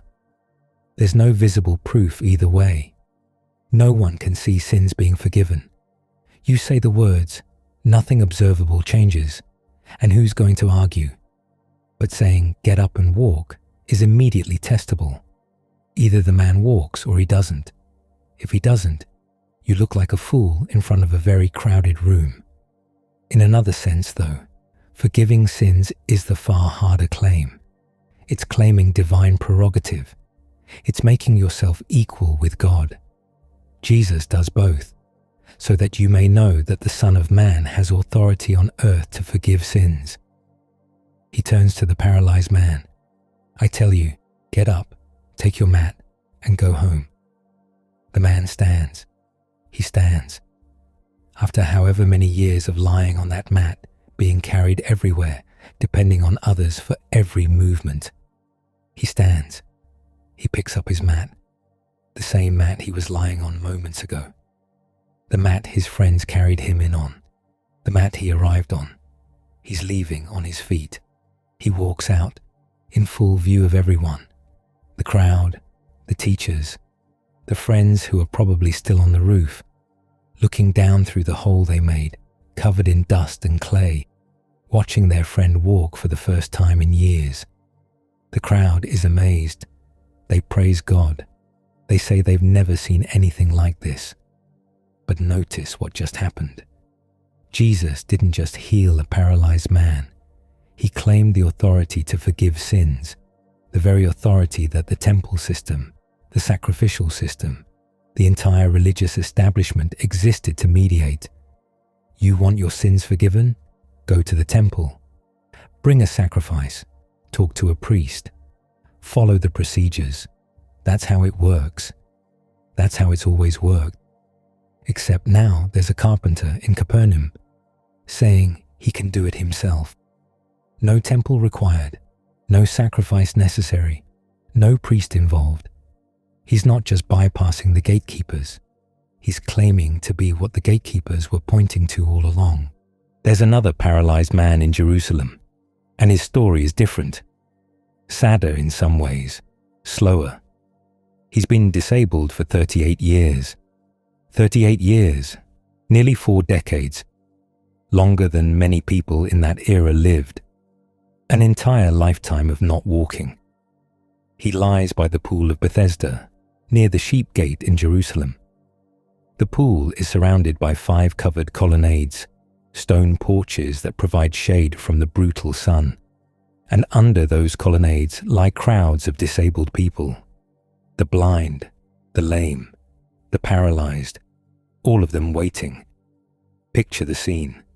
rows of people on mats and blankets, the smell of unwashed bodies, of illness, of wounds that won't heal, of hope that's curdled into something harder to name, the sounds of coughing, groaning, occasional arguments over space, over shade, over whose turn it is to eat, the endless waiting. There was a belief, some ancient manuscripts include this detail explicitly, others leave it implied, that periodically an angel would come down and stir the waters of the pool. When the water moved, the first person into the pool would be healed of whatever disease they had. First one in wins. Think about what that system would do to a community of disabled people. They're all here for the same reason, all hoping for the same miracle, all watching the same water day after day, waiting for it to move. But only one person can receive it each time. They're not teammates, they're competitors. The moment the water stirs, it's a race. And in a race, the person with the least severe disability wins. The one who can move fastest, lurch quickest, drag themselves to the edge and fall in before anyone else. If you're completely paralyzed, if you can't move at all without someone else's help, you have no chance. None. By the time a friend or attendant picks you up and carries you to the water, someone else has already tumbled in. Someone who could still use their arms. Someone who had a shorter distance to crawl. Someone who was just a little less broken than you, every time. Someone else gets there first. This man has been watching that happen for 38 years. 38 years of coming close and failing. Of seeing others get healed while he remains stuck. Of hope that curdles, then hardens, then becomes something you carry around because you've forgotten how to put it down. Imagine the first few years, the determination, the belief that this time maybe the water would stir and he'd somehow get there first. Imagine year 10, year 20, year 30. Imagine still being there at year 38, not because you believe anymore, but because where else would you go? Jesus finds him lying by the pool, knows somehow that he's been there a long time, and asks a strange question. Do you want to get well? It seems almost cruel. Of course he wants to get well. He's been lying here for nearly 4 decades. Why else would he be here? Why ask such an obvious question? But maybe it's not obvious. 38 years is a long time. Long enough for identity to shift. Long enough to become the man by the pool in your own mind. Long enough to forget what life was like before, what you wanted, who you were. Long enough for the waiting to become the life rather than the interruption of life. Maybe Jesus is asking, do you still want this? Do you still believe it's possible? Or have you given up in some deep way you won't admit to yourself? The man doesn't say yes. He explains why he can't. Sir, I have no one to help me into the pool when the water is stirred. While I am trying to get in, someone else goes down ahead of me. He's been defeated so many times, he can't even imagine success anymore. He's not answering the question Jesus asked. He's explaining the system. Explaining why the system doesn't work for him. Explaining why healing is structurally impossible for someone in his situation. I don't have anyone. Someone else always beats me. The system isn't designed for people like me. It's not a statement of desire. It's a resignation speech. A man who stopped hoping and started explaining. Jesus doesn't argue with him. Doesn't engage with the system at all. Doesn't explain how to game the pool competition or promise to help him next time the water stirs. He just bypasses the whole thing. Get up, pick up your mat and walk. Immediately, the text emphasizes this word, immediately. The man is healed. His legs work. For the first time in 38 years, he can move under his own power. He picks up his mat, the mat he's been lying on since before most of the people around him were born, the mat that was his world for nearly 4 decades. He walks, and then things get complicated because it's the Sabbath. The religious authorities see a man carrying his mat through Jerusalem and confront him. Carrying objects on the Sabbath was considered work. Work on the Sabbath was forbidden. It is the Sabbath. The law forbids you to carry your mat. The man has been paralyzed for 38 years. He's been healed. He can walk. And the first thing the authorities notice is that he's violating Sabbath regulations. Not congratulations. Not praise God. Not what happened to you. You're carrying something on the wrong day. His defense is simple, almost childlike. The man who made me well said to me, "Pick up your mat and walk." I was just doing what I was told. The guy who healed me said to carry it. Take it up with him. Who told you to do this? They demand.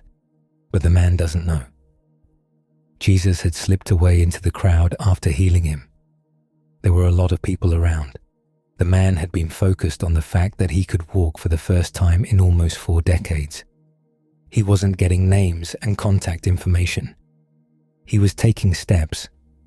Later, Jesus finds him in the temple, identifies himself. The man goes and tells the authorities that it was Jesus who healed him. This becomes a turning point. The text says the authorities began to persecute Jesus because he was doing these things on the Sabbath. He's not just bypassing their control of who gets access to God.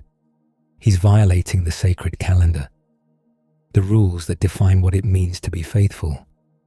Jesus' response is striking. My Father is always at his work to this very day, and I too am working. The authorities understand exactly what he's claiming. He's calling God his own Father in a special sense, making himself equal with God. A man who couldn't walk for 38 years is now walking, and the religious leaders are angry about paperwork. A miracle has occurred. A life has been restored. Something impossible has happened in broad daylight, in front of witnesses, to a man everyone knew had been lying by that pool for decades. And the institutional response is, but the calendar says no. This is what happens when systems become more important than the people they were meant to serve. The rules were supposed to protect rest, to ensure that everyone, even servants, even animals, got a break from labor. The Sabbath was a gift, but somewhere along the way, the gift became a cage, and the people who controlled the interpretation of the rules became more invested in their control than in the purpose behind it. A man walks for the first time in 38 years, and someone, somewhere, is filling out a complaint form. There's a woman in the crowd. She's been bleeding for 12 years. The text calls it a discharge of blood, probably some kind of chronic hemorrhagic condition, a gynecological problem that first-century medicine couldn't diagnose properly, let alone treat. For 12 years, it hasn't stopped. Think about what that means. Not just medically, the weakness, the anemia, the constant physical drain of a body that won't stop losing what it needs to function, but socially, religiously. In terms of the purity laws, a woman with a discharge of blood was unclean, not just during her normal menstrual period. That was a temporary, predictable impurity that every woman dealt with, but constantly. As long as the bleeding continued, she was ritually contaminated. For 12 years, she hasn't been able to enter the temple. For 12 years, she hasn't been able to participate in religious festivals. No Passover, no Sukkot, no Shavuot, no gathering with her community to celebrate, to remember, to belong. For 12 years, anyone who touches her becomes unclean.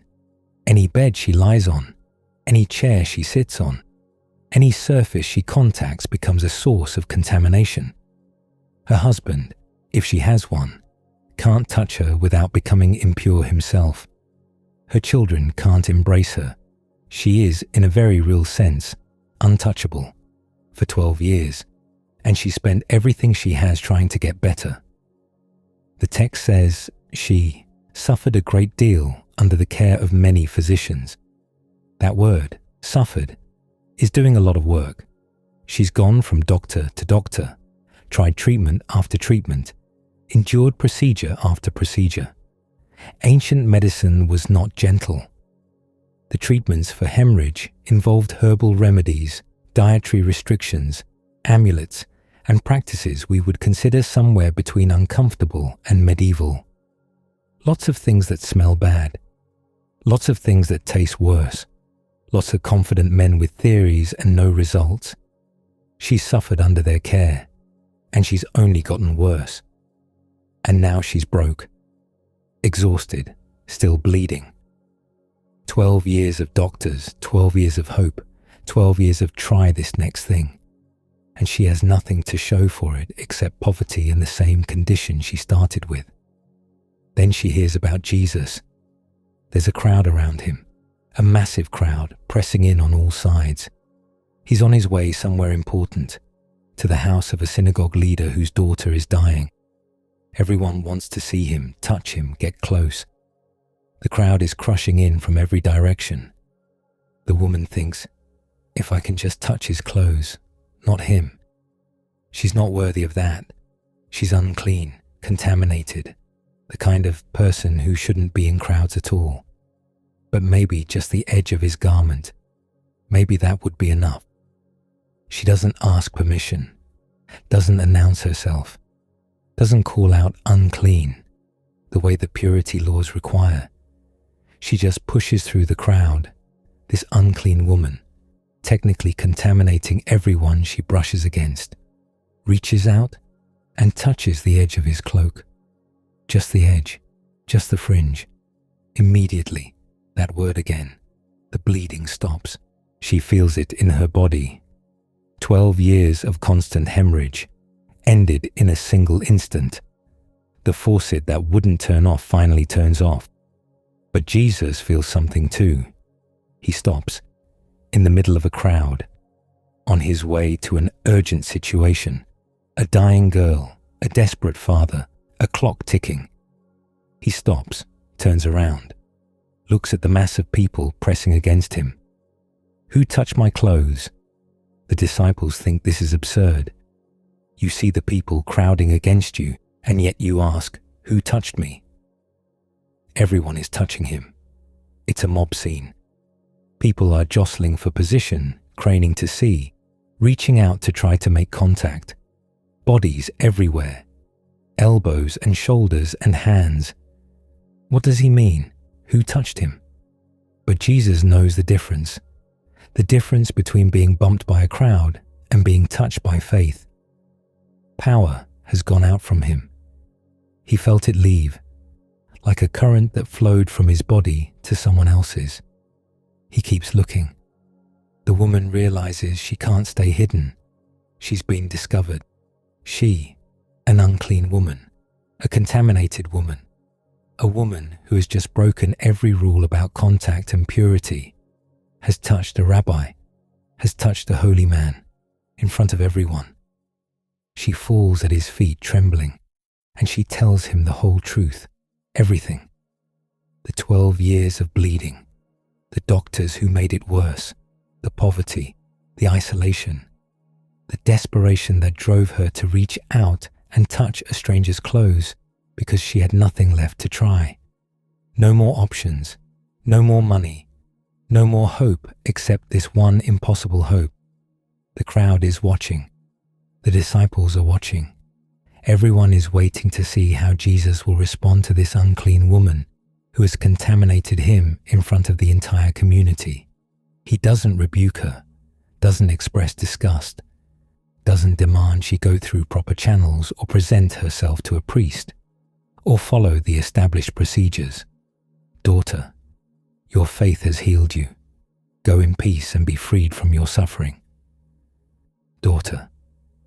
It's the only time in the Gospels that Jesus calls anyone daughter, not woman, not you there, not her name, which we never learn. Daughter. She came to him as an outcast, an untouchable, a source of contamination that decent people avoided. He sends her away as family. Now let's talk about blindness. There are several blind people healed in the Gospels, at least 6 distinct incidents, depending on how you count them. 2 of these stories stand out for the vividness of their telling. The first involves a man named Bartimaeus. He's sitting by the roadside outside Jericho, begging. This is what blind people did if they couldn't find other work. You sat where people passed, held out your hand or your cup, and hoped for enough coins to eat that day. The life of a beggar was not glamorous. You sat on hard ground in all weather, sun that baked you, rain that soaked you, cold that made your joints ache. You were ignored by most, pitied by some, despised by others who saw you as a nuisance or a reminder of misfortune they'd rather not think about. Your social status was barely above a slave's. Your daily concern was survival. Your long-term plan was more of the same until you died. Bartimaeus hears a commotion. A crowd is coming down the road. More feet than usual, more voices. He asks what's happening. Jesus of Nazareth is passing by, and Bartimaeus starts shouting, "Jesus, Son of David, have mercy on me."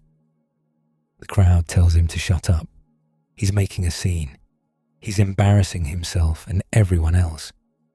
Jesus is an important teacher with important things to do, and this blind beggar is yelling like a lunatic. Keep your voice down. Know your place. Stop bothering the rabbi. Bartimaeus doesn't care. He shouts louder, "Son of David, have mercy on me." Son of David is not just a polite form of address. It's a messianic title. It's what you call the promised king who will restore Israel. Bartimaeus isn't just asking for help from a wandering healer. He's making a claim about who Jesus is, and he won't be silenced. A blind beggar at the bottom of the social ladder, ignored and shushed by the respectable crowd, and he's the one who sees clearly enough to use the right title. Jesus stops. Call him. The same crowd that was shushing Bartimaeus moments ago suddenly changes its tune. Cheer up, on your feet. He's calling you. Amazing how quickly gatekeepers become cheerleaders when the person in charge changes the rules. Bartimaeus does something remarkable. He throws off his cloak, probably his most valuable possession, the thing that keeps him warm at night, his only protection from the elements, and jumps to his feet.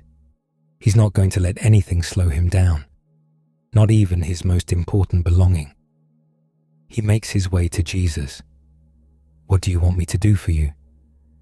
It's the same question Jesus asked the man at the pool of Bethesda.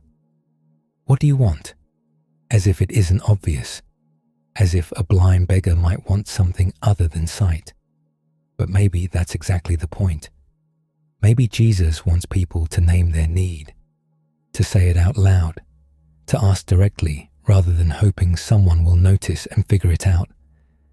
Bartimaeus doesn't hesitate. "Rabbi, I want to see." "Go, your faith has healed you." Immediately, always immediately, Bartimaeus receives his sight. And unlike many others who are healed and sent home or told to show themselves to priests, Bartimaeus does something different. He follows Jesus along the road. He doesn't go home, doesn't go celebrate his restoration with family, doesn't go to the temple for Thanksgiving offerings. He follows. The first thing he does with his new eyes is use them to watch where Jesus is going, and then go there too. The second blind man has a longer, stranger story. It takes up an entire chapter of John's Gospel, which tells you something about how much the author wanted you to pay attention. This man has been blind from birth, never seen anything, not his mother's face, not sunlight, not colors or shapes or the ordinary visual world that sighted people take for granted. His entire existence has been darkness and sound and texture and smell. The disciples see him and ask Jesus a theological question. Rabbi, who sinned, this man or his parents, that he was born blind? This is the default assumption we talked about earlier. Suffering equals punishment. Someone must be guilty. If this man has been blind since birth, either he sinned somehow before he was born. Some rabbis debated whether this was possible, whether souls could sin before entering bodies, or his parents' sin is being visited on him. Someone is at fault. Someone is always at fault. The universe doesn't hand out suffering randomly, does it? Jesus rejects the entire framework. Neither this man nor his parents sinned. This happened so that the works of God might be displayed in him. Then he does something unusual. He spits on the ground, makes mud with the saliva, and puts it on the man's eyes. Why mud? We don't know. Maybe it's symbolic. God formed the first human from the dirt, and now Jesus is performing a kind of recreation. Maybe it's practical, giving the man something to wash off, a physical action to participate in. Maybe there's no reason we can understand. Sometimes the method is mysterious. Go wash in the pool of Siloam. The man goes, washes, and comes back seeing. His neighbors are confused. Is this the same man who used to sit and beg? He looks like him, but can it be? Some say yes. Some say no. It just looks like him. Must be someone else. People don't just start seeing after a lifetime of blindness. The man keeps insisting, it's me. I'm the one. I was blind, and now I see. They take him to the Pharisees, because this is clearly a matter for religious authorities to sort out. The Pharisees are troubled. Once again, it's the Sabbath. Once again, Jesus has healed on the Sabbath. Making mud could be considered work. So could healing. So could several other things that happened in this story. Some of the Pharisees say, this man is not from God, because he does not keep the Sabbath. Others say, but how can a sinner perform such signs? They're divided. They argue among themselves. The evidence doesn't fit the framework. A man is seeing, but the rules say it shouldn't have happened. Something has to give. They turn to the man who was healed. What do you say about him? It was your eyes he opened. He is a prophet, the man says. Not enough. The authorities don't believe he was really blind in the first place. This must be a hoax, a setup, some kind of elaborate performance. They summon his parents. Is this your son? Is this the one you say was born blind? How is it that now he can see? The parents are scared. They know the rules.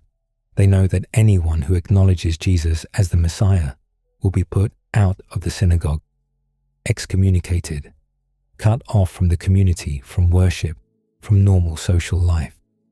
So they dodge. We know he is our son. We know he was born blind. But how he can see now, or who opened his eyes, we don't know. Ask him. He's of age. He can speak for himself. Thanks, Mom and Dad. Your son can see for the first time in his life, and you're worried about your membership status. The authorities summon the man again. Give glory to God by telling the truth, they say. We know this man Jesus is a sinner. The formerly blind man doesn't try to argue theology with trained religious experts. He doesn't claim to understand everything about who Jesus is or what the Sabbath laws require. He just states what he knows. Whether he is a sinner or not, I don't know. One thing I do know, I was blind, but now I see. They press him again. What did he do? How did he open your eyes? The man is getting exasperated. I have told you already, and you did not listen. Why do you want to hear it again? Do you want to become his disciples too? This is sarcasm. This is a blind beggar, a nobody, a man at the bottom of the social ladder. mocking the religious authorities to their faces, in public, with witnesses. They do not appreciate it. You were steeped in sin at birth, they snarl. How dare you lecture us? And they throw him out, excommunicated, cut off from the synagogue, from the community, from everything he's known. He gained his sight and lost his place, traded one kind of exclusion for another. Jesus finds him later. Do you believe in the Son of Man? Who is he, sir? Tell me so that I may believe in him. You have now seen him. In fact, he's the one speaking with you.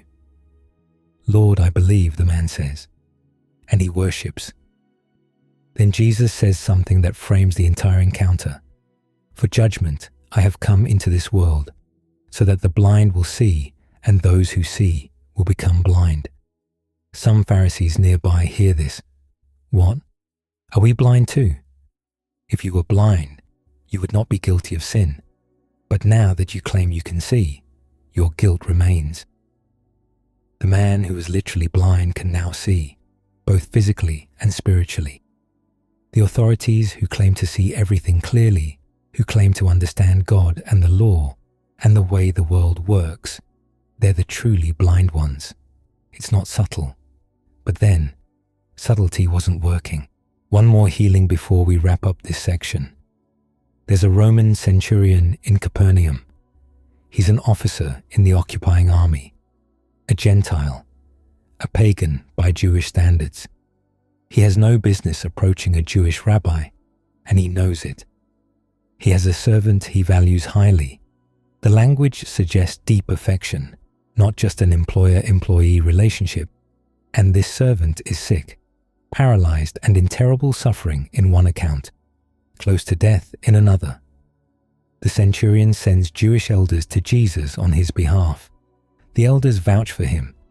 This man deserves to have you do this because he loves our nation and has built our synagogue. A Roman officer who loves the Jewish nation, who spent his own money constructing a place for Jewish worship. There's a story there. How did a Roman soldier come to care so much about these people he was supposed to be keeping in line? But the Gospels don't tell it. We just get the fact, without the backstory. Jesus agrees to come. But before he reaches the house, the centurion sends friends with another message. Lord, don't trouble yourself. I do not deserve to have you come under my roof. That is why I did not even consider myself worthy to come to you in person. There's genuine humility here. The centurion commands soldiers. He has power over life and death. He represents the greatest military force in the known world. But he recognizes something in Jesus that outranks him entirely. But say the word, and my servant will be healed. Just the word, that's all. And then comes the remarkable insight. For I myself am a man under authority, with soldiers under me. I tell this one, go, and he goes, and that one, come, and he comes. I say to my servant, do this, and he does it. The centurion understands command structures. He lives in a world of authority and obedience. Orders flow down the chain. When he gives a command, things happen. Not because he personally makes them happen, but because he has the position and power to set things in motion. He doesn't need to personally escort each soldier to their post. He doesn't need to physically force each servant to work. He speaks. They obey. The system responds. He recognizes the same dynamic in Jesus. You have authority over sickness, over physical laws, over whatever force is destroying my servant's body. You don't need to be there. You don't need to touch him.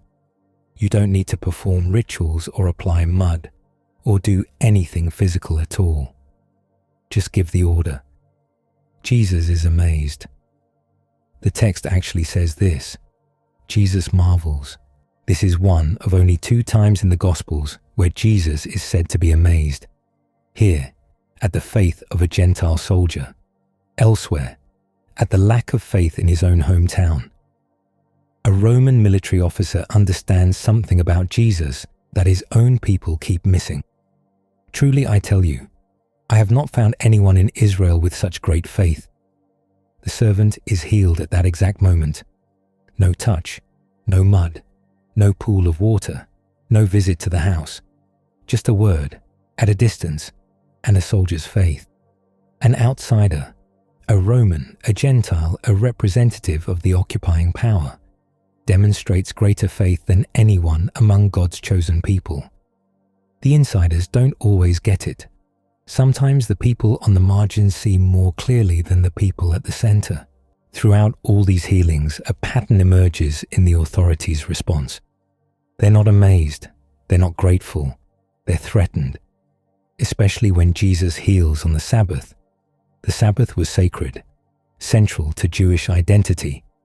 God rested on the seventh day, and so his people would rest. It was written in the Ten Commandments. It was a sign of the covenant, a marker of belonging, a weekly practice that set Israel apart from every other nation. Over centuries, scholars had developed detailed rules about what counted as work and what didn't. How far could you walk on the Sabbath? Could you carry things? Could you cook?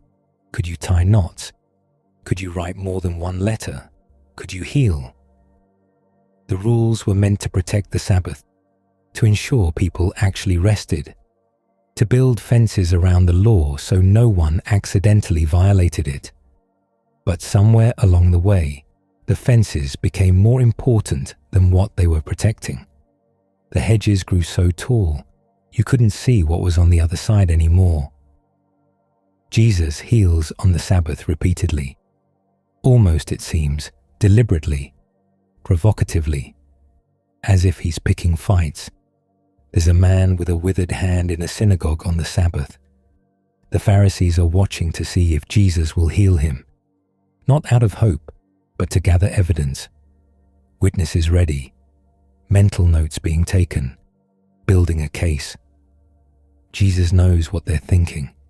He calls the man to stand in front of everyone, makes a spectacle of it, forces the issue. Which is lawful on the Sabbath, to do good or to do evil, to save life or to kill?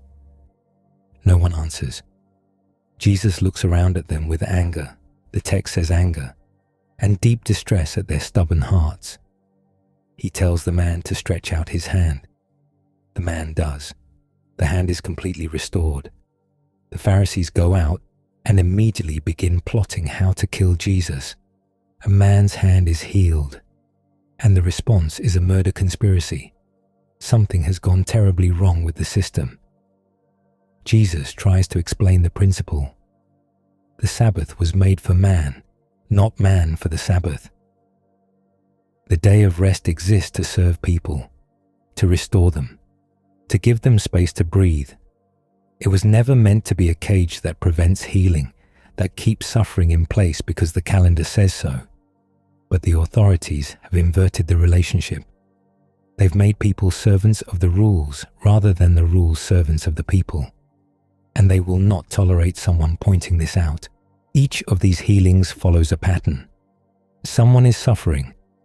Their suffering has placed them outside the community, outside the temple, outside normal human contact.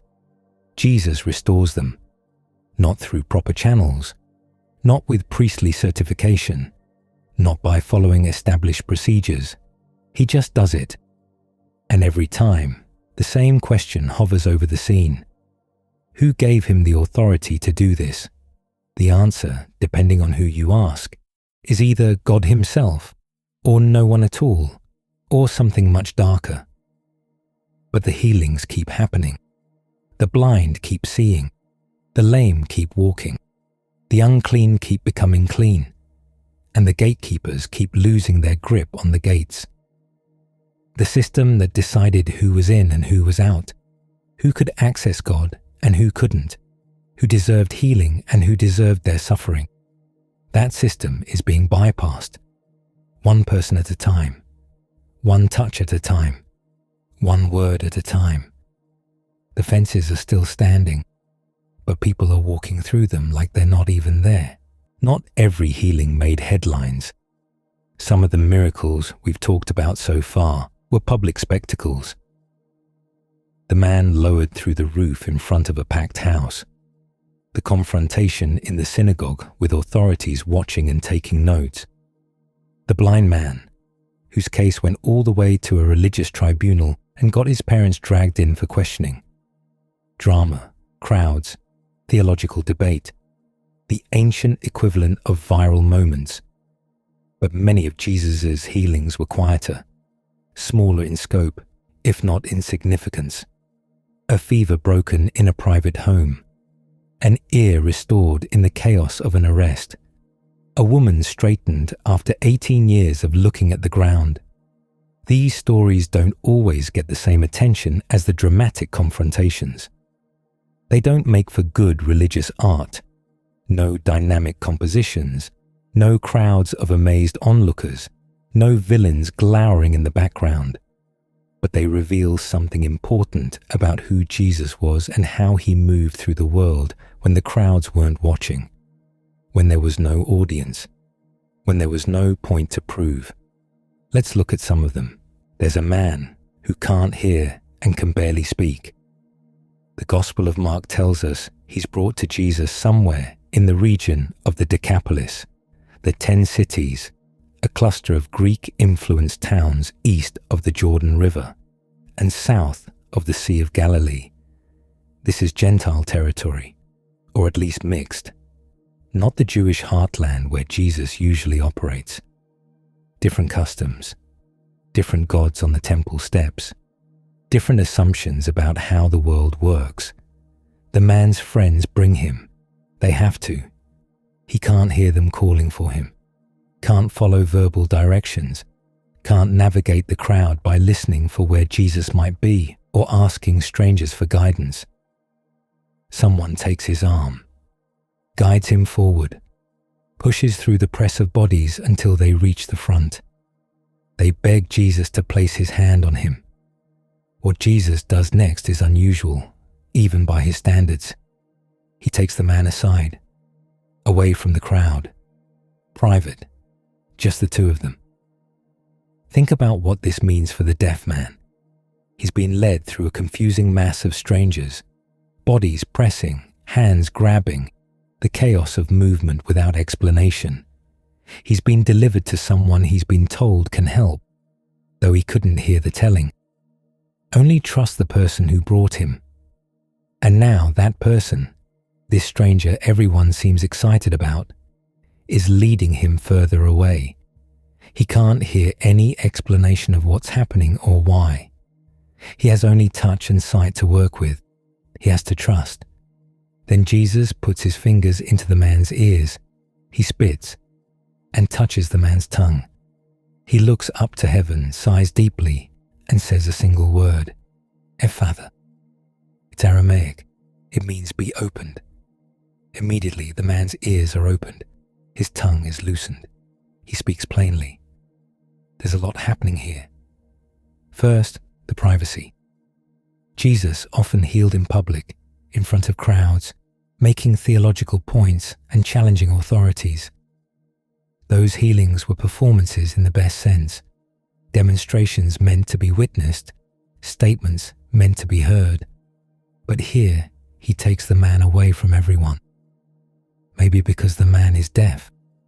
Everything has to be communicated through touch and gesture, through physical actions he can see and feel. Words are useless. Explanations are impossible. The crowd would be a distraction, a source of confusion. This healing requires intimacy. Second, the physical contact, the fingers in the ears, the spit on the tongue. This is not a distant, dignified miracle. This is not a wave of the hand from across the room. This is messy, bodily, strange even. Jesus entering into the man's physical reality in ways that might make us uncomfortable. Why spit? Why put fingers in ears and touch someone's tongue?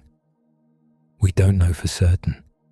Saliva was sometimes associated with healing properties in ancient medicine. Various folk remedies involve spit.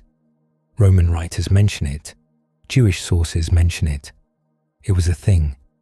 But maybe it's not about the saliva at all. Maybe it's about communication. The man can't hear words. He can't receive verbal instructions or explanations. So Jesus uses every available means to reach him. Touch, gesture, physical sensation. He puts his fingers where the problem is, the ears that don't work. He touches the tongue that can't form words properly. He's saying, with his body, what he can't say with words. I know what's wrong. I'm addressing it. Pay attention to what's about to happen. Third, the sigh. Jesus looks up to heaven and sighs deeply before speaking the word of healing. The Greek word suggests something like a groan, an expression of emotion from somewhere deep, not a casual exhale, something heavier. Compassion, maybe. The weight of encountering yet another person broken by a broken world, or the effort of what he's about to do. Even for Jesus, apparently, some healings cost something. The man is healed. He can hear. Sounds flooding in after a lifetime of silence, or however long his deafness had lasted.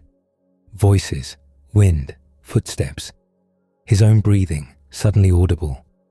The rustle of fabric. The distant bark of a dog. The world suddenly loud and overwhelming and beautiful. He can speak clearly. Words he may have struggled to form his entire life now coming out right. The sounds matching what he intended. People understanding him on the first try. Jesus tells the people not to tell anyone. A command they immediately and enthusiastically ignore, spreading the news everywhere they go.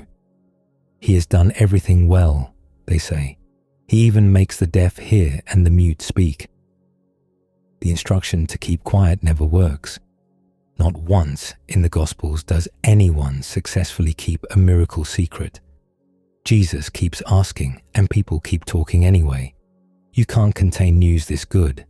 It leaks. The rearview mirror. The man looking back was not Carvok the dealer. He was someone harder, colder. The lines on his face were carved deeper. His eyes had seen the machine from the inside. I had sold escape in a bottle, a temporary reprieve from the pain of existence. But there is no escape. There is only the system, the great grinding machinery of power that chews up men and spits out history. I had spent my life trying to live in the cracks, to stay outside the machine. Now I understood. You cannot stay outside. You can only choose which part of the machine you want to be. A cog, a piston, or a blade. The pharmacist had not just used me. He had tested me. He had put me through the fire, and I had come out forged into something new, something useful. I started the engine. The Corvega hummed, ready to move. I had my new list. I had my new purpose. I was no longer selling oblivion. I was now a purveyor of it. My hands were steady on the wheel. The road was long, and I had work to do. The silence in my own head was absolute. The ghost in the vein had offered 10 minutes of peace. The Sierra Madre had given me a lifetime of it. It was not the peace of contentment. It was the cold, clean peace of a tool that knows its function. And for the first time in a very long time, I felt something that resembled hope. It was a terrible, razor-sharp thing. One of the simplest healings in the Gospels involves Peter's mother-in-law. Jesus has come to Peter's house in Capernaum. This is early in the ministry. Jesus is staying with his new disciples, using Peter's home as a base of operations. Picture the situation. Peter has just started following this rabbi. He's brought him home. And now Peter's mother-in-law, who presumably has opinions about her daughter's husband's life choices, is supposed to host this teacher and whoever else has tagged along. Except she can't, because she's in bed with a fever. Now, a fever in the first century was not a minor inconvenience, not something you power through with some tea and an early bedtime. No antibiotics, no IV fluids, no temperature-reducing medications, no way to know what was causing it or how serious it would become. A fever could be the first sign of an infection that would kill you in days, or it could be something that would break on its own. You couldn't know. You just lay there, hot and miserable, and waited to see which way it would go. Peter's mother-in-law is lying in bed, probably embarrassed. There are guests in her house. Important guests, apparently. Her son-in-law's new rabbi, and she can't get up to offer them anything. Can't fulfill the basic obligations of hospitality. Can't do what a host is supposed to do. In that culture, this mattered a lot. Having guests and being unable to serve them was not just inconvenient. It was a source of genuine shame. Hospitality was sacred. Providing for visitors was a point of honor, a religious duty, a way of demonstrating your worth and generosity. And she's stuck in bed, burning up, useless. They tell Jesus about her. He goes to her, takes her hand, helps her up. The fever leaves, not gradually, not after a good night's rest and some herbal tea, immediately. She gets up and begins to serve them. That's the whole story. A few sentences. No crowd, no confrontation, no theological debate, no Sabbath controversy, no Pharisees lurking in the corner waiting to catch someone violating regulations. Just a woman with a fever, a hand reaching out, and a healing so complete she immediately has the strength to play host. Some modern readers get stuck on that last detail. She gets up and serves them. Really? She's been healed just so she can get back to domestic labor. Couldn't she rest? Take it easy. Let someone else handle dinner. But that's reading our assumptions back into a different world. In the context of first-century hospitality, serving guests was an honor. It was what a host did. The ability to provide for visitors, to offer food and drink and welcome, was a source of dignity, not a burden. She wanted to serve. That was the whole problem with being sick. She couldn't do what she wanted to do. The fact that she immediately has the strength and energy and desire to fulfill that role is the proof that the healing is complete. She's not just no longer sick. She's fully herself again, restored to her place in the household, able to do what she'd been lying there wishing she could do, while the fever kept her pinned to the bed. There's something else worth noticing. Jesus is in this house because of Peter. This is his family, his wife's mother.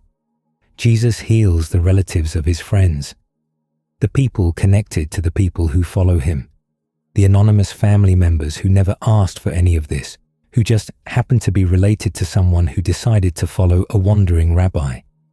It's personal, relational, not just public ministry for the crowds, private kindness for the people close to him.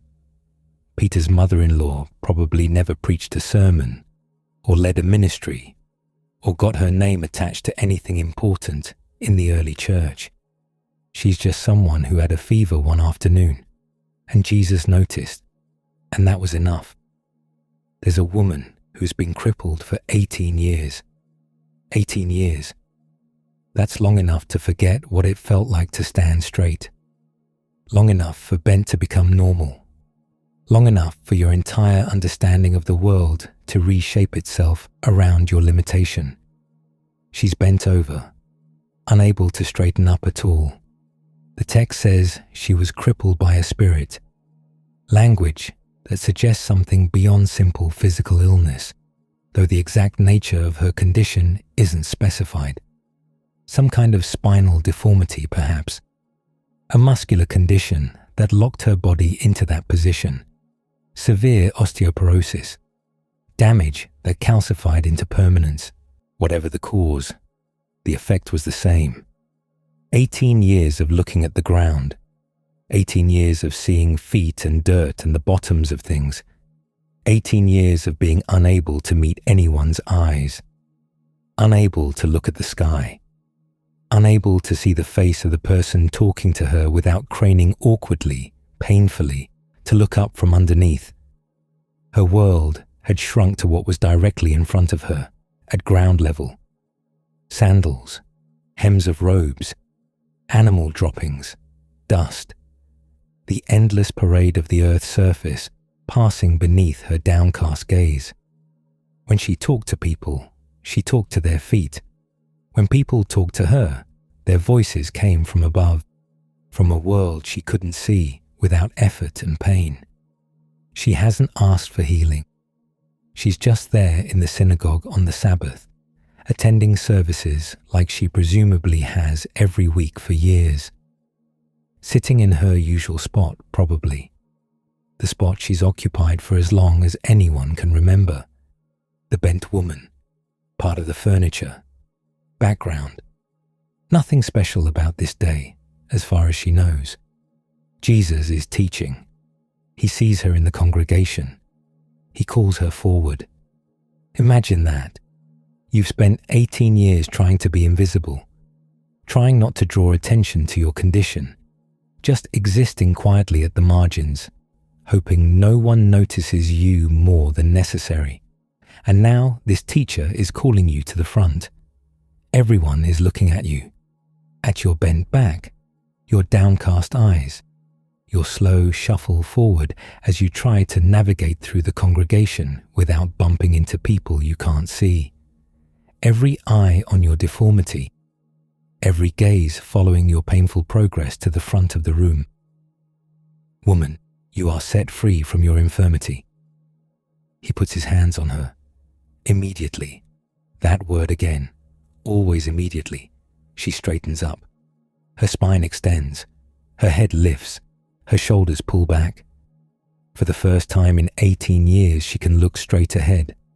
She can see the ceiling of the synagogue, the faces of the congregation, the light coming through the windows, the sky outside. The world opens up. The horizon reappears. Everything she'd forgotten existed is suddenly visible again. She praises God. Of course she does. What else would you do? After 18 years of staring at the ground, you can finally see the stars. After 18 years of talking to people's feet, you can finally look them in the eye. You praise God, loudly, without dignity or restraint. But the synagogue leader is indignant, furious even. He doesn't address Jesus directly. Maybe he's too intimidated, or maybe he's making a political calculation about how to criticize without appearing to confront a popular teacher. He addresses the crowd instead. There are 6 days for work. Come and be healed on those days, not on the Sabbath. He's not arguing that Jesus can't heal. He's arguing about timing, about scheduling, about proper procedures and appropriate days. Come back tomorrow. Do this on your own time. Fill out the forms. Make an appointment. Don't turn the Sabbath into a day for addressing your personal problems. The woman has been bent over for 18 years, 6,570 days, give or take, and this man is concerned that she couldn't wait one more. Jesus responds with genuine anger. You hypocrites! Doesn't each of you on the Sabbath untie your ox or donkey from the stall and lead it out to give it water? Then should not this woman, a daughter of Abraham, whom Satan has kept bound for 18 long years, be set free on the Sabbath day from what bound her? A daughter of Abraham. Not this woman or this cripple or this unfortunate creature. A daughter of Abraham. A full member of the covenant community. Someone who belongs. Someone whose dignity matters. Someone with a name and a heritage and a place in the family of God. The argument is devastatingly simple. You untie animals on the Sabbath so they can drink. You acknowledge that basic animal welfare doesn't violate Sabbath rest. Your ox gets thirsty, you water your ox. No one calls an emergency council meeting about it. But you think untying a human being from 18 years of bondage, is somehow more problematic than watering a donkey. Your livestock gets better Sabbath accommodations than your neighbors. The opponents are humiliated. They have no answer. The people watching are delighted. And the woman stands straight for the first time since she was 18 years younger. Sees the world from a perspective she'd almost forgotten existed. Looks at the sky, another Sabbath, another healing, another confrontation. You begin to sense a pattern. Jesus is at the house of a prominent Pharisee for a Sabbath meal. This is not unusual. Jesus often ate with Pharisees, despite their conflicts. They invited him. He accepted. These were complicated relationships, not simple enmity. People who disagreed about important things could still share bread, could still talk, could still try to figure each other out over dinner. But this particular dinner feels like a setup. People are watching Jesus carefully, testing, waiting to see what he'll do. There's a man at the dinner suffering from dropsy, what we'd now call edema. Abnormal fluid retention causing swelling. His legs are probably swollen. Maybe his abdomen, his face. He's visibly, obviously unwell. Hard to miss, hard to ignore. Sitting right there where Jesus can't help but see him. We don't know why this man is at the dinner. Was he a guest, a servant? Someone brought in specifically to create a test case? Someone's relative who happened to be sick at an inconvenient time? The text doesn't say, but Jesus sees him. And Jesus sees the people watching to see what Jesus will do about him. So he asks the Pharisees and experts in the law a direct question. Is it lawful to heal on the Sabbath or not? Silence. They won't answer. They can't. To say yes would contradict everything they've argued before, would undermine the entire framework of Sabbath regulations they've spent their careers defending. To say no would sound monstrous, with a suffering man standing right there in front of them, would make them look heartless in front of the other dinner guests. So they say nothing. They just sit there, chewing, looking at their plates, hoping the moment passes. Jesus heals the man and sends him on his way. Then he asks another question, pressing the point. If one of you has a child or an ox that falls into a well on the Sabbath day, will you not immediately pull it out? Again, silence. They have nothing to say. The logic is unavoidable. Everyone agrees you can rescue a child in danger on the Sabbath. No one is going to let their kid drown while they wait for sundown. That would be insane. Everyone agrees you'd pull an ox out of a well rather than let it die. That's just basic economics, if nothing else. Oxen are expensive. Emergency exceptions exist. Saving life overrides Sabbath restrictions. This is not controversial. So why doesn't healing count? Why does religious observance require that people remain in pain, swollen and uncomfortable, when relief is standing right there offering help? They can't answer, because any honest answer would expose the absurdity of their position. They've created a system with better emergency provisions for livestock than for human beings. Your ox falls in a well, you rescue your ox. Immediately, no debate. A person has been swelling with fluid for who knows how long, and suddenly it's a scheduling problem. Jesus heals him anyway. The dinner continues. Presumably, the conversation turns to other topics. There's a royal official in Capernaum, someone connected to Herod's court, a person of status and influence, whose son is dying. This is a man with resources, connections, the kind of person who can usually get what he needs through money or position or knowing the right people. Need a doctor? He can afford the best ones. Need medicine? He can import it from anywhere. Need access to powerful people? He has it. But his son is sick, getting worse, slipping away. And status doesn't cure dying children. All the money, all the connections, all the privilege in the world, none of it can fix this. None of it can reach into a small body and stop whatever is killing it. He hears that Jesus has come to Galilee from Judea. He travels to Cana, about 20 miles on foot, a full day's journey, hours of walking through the Galilean hills, leaving his dying child behind, hoping he's not making a terrible mistake, hoping he'll get back in time, hoping this rabbi is everything the rumors say he is. He finds Jesus, falls at his feet, begs him to come heal his son. Jesus' initial response sounds almost dismissive. Unless you people see signs and wonders, you will never believe. It sounds like a rebuke, like Jesus is tired of being treated as a miracle dispensing machine. People only show up when they're desperate. They want the power without the relationship, the benefits without the commitment, the healing without the following. They believe in what he can do for them, not in who he is. But the official doesn't argue, doesn't defend his motives, doesn't try to prove his faith is pure or his theology is correct, doesn't explain that actually he's different from all those other miracle seekers. He just begs again, simpler, more desperate. "Sir, come down before my child dies." There's nothing left but the raw request. "My son is dying. Please help." Whatever you think of my motives, whatever category you're putting me in, my child is running out of time. I don't need to be right. I just need my son to live. Jesus doesn't go with him. "Go, your son will live."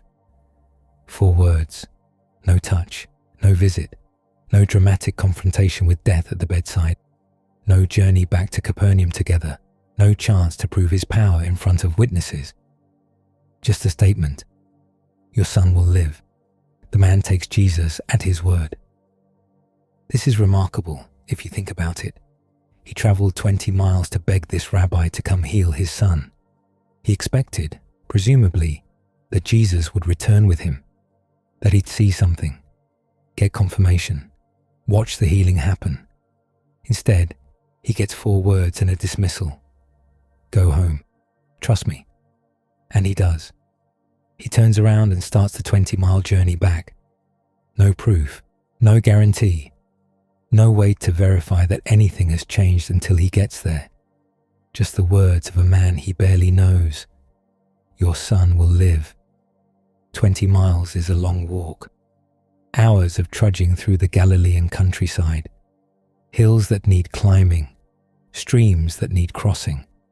Miles of not knowing. Is the fever breaking right now? Is his son sitting up asking for water? Or is he getting worse?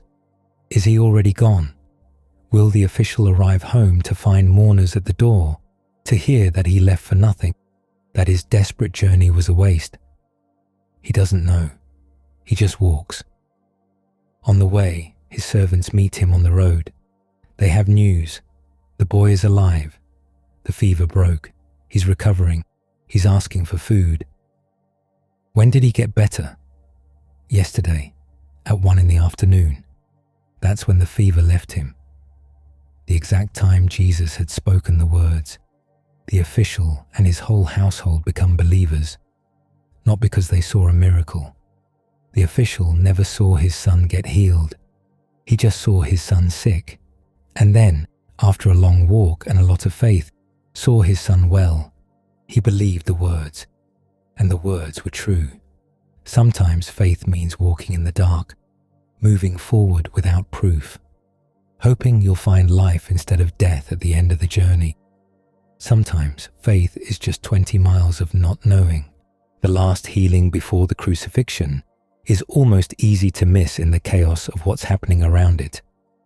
Jesus is in the Garden of Gethsemane.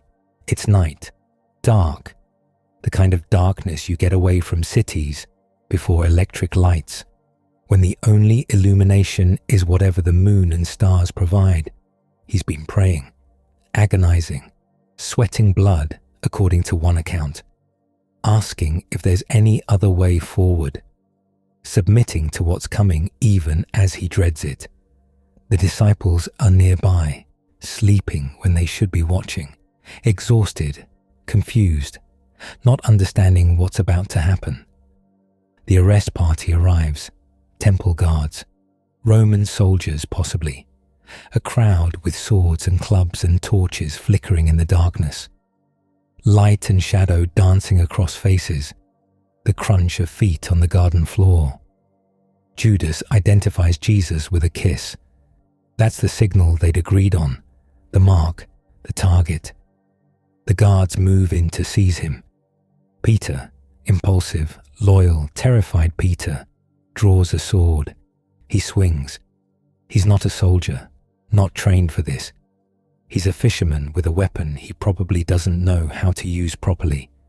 He catches the high priest's servant across the side of the head, cuts off his ear. A man named Malchus, we're told, one of the few servants in the Gospels who gets a name, suddenly screaming, bleeding, one hand pressed against the side of his skull where his ear used to be, blood running between his fingers, black in the torchlight. The chaos, the shouting, the smell of blood, the guards probably reaching for their own weapons, ready to cut Peter down for attacking one of their own. Jesus says, "No more of this." He reaches out, touches the wound. The ear is restored. In the middle of his own arrest, in the moments before everything ends, while his followers are fighting and fleeing and the world is closing in around him. He heals the servant of his enemy. This is the last miracle before the cross, the last act of restoration before the destruction begins. And it's not for a follower, not for a friend, not even for a neutral bystander. It's for someone who came to arrest him, someone on the other side, someone participating in the violence, someone whose job tonight is to drag Jesus off to trial and torture and death. The guards take Jesus into custody. The disciples scatter into the darkness. Peter disappears into the night, the sword probably dropped somewhere behind him. Malchus presumably goes back to report to his master, the high priest, his ear intact, trying to explain what just happened, trying to process the fact that the man he came to arrest stopped in the middle of being arrested to heal him. Did he think about it later? Did he stand in the crowd at the crucifixion, touching his ear, feeling the flesh that shouldn't be there? Did he wonder about the man who showed him kindness in the moment of his own destruction? The text doesn't tell us what happened to Malchus after that night. He disappears from the story, one more minor character swallowed by history. But for one moment, in the middle of betrayal and violence and the beginning of the end, Jesus stopped to heal someone who didn't deserve it, someone who hadn't asked for it, someone who was actively participating in the violence being done against him. That's the last healing. Not a crowd, not a confrontation with religious authorities, not a dramatic restoration witnessed by thousands. Just a wounded enemy, in the dark, made whole by someone who had every reason not to bother. These smaller miracles don't have the dramatic structure of the longer stories. No extended dialogues or theological debates. No interrogations by religious authorities. No crowds amazed and opponents confounded. But they show us something about who Jesus was when the stakes seemed lower, when no one important was watching, when there was no point to be made except the point of helping someone who needed help. A woman with a fever, a man at a dinner party, a servant's ear in the chaos of an arrest. He healed them all, not because they had extraordinary faith, not because they would become important followers, not because their stories would make the history books, just because they were hurting. And he was there, and that was enough. The crowds would gather again tomorrow, the debates would resume, the authorities would sharpen their accusations. But in the quiet moments, the private homes, the small kindnesses, the healings no one asked for and few witnessed, Something else was visible. A man who noticed people. A man who stopped for the anonymous and the invisible. A man who healed his enemies. These weren't the miracles that changed history, but they might be the ones that tell us the most. Now we come to the exorcisms. These are, for many modern readers, the most uncomfortable of Jesus' miracles. We know what to do with healings. We have categories for illness and recovery, even if we debate the mechanism. We can appreciate the nature miracles as demonstrations of power, even if we're not sure what to make of them literally. But exorcisms, casting out demons, this feels like territory from a different world entirely. And in some ways, it is. The first century understanding of spiritual affliction was different from ours. Not better or worse necessarily, just different. Where we might diagnose mental illness, neurological disorders, or psychological trauma, the ancient world saw spiritual invasion.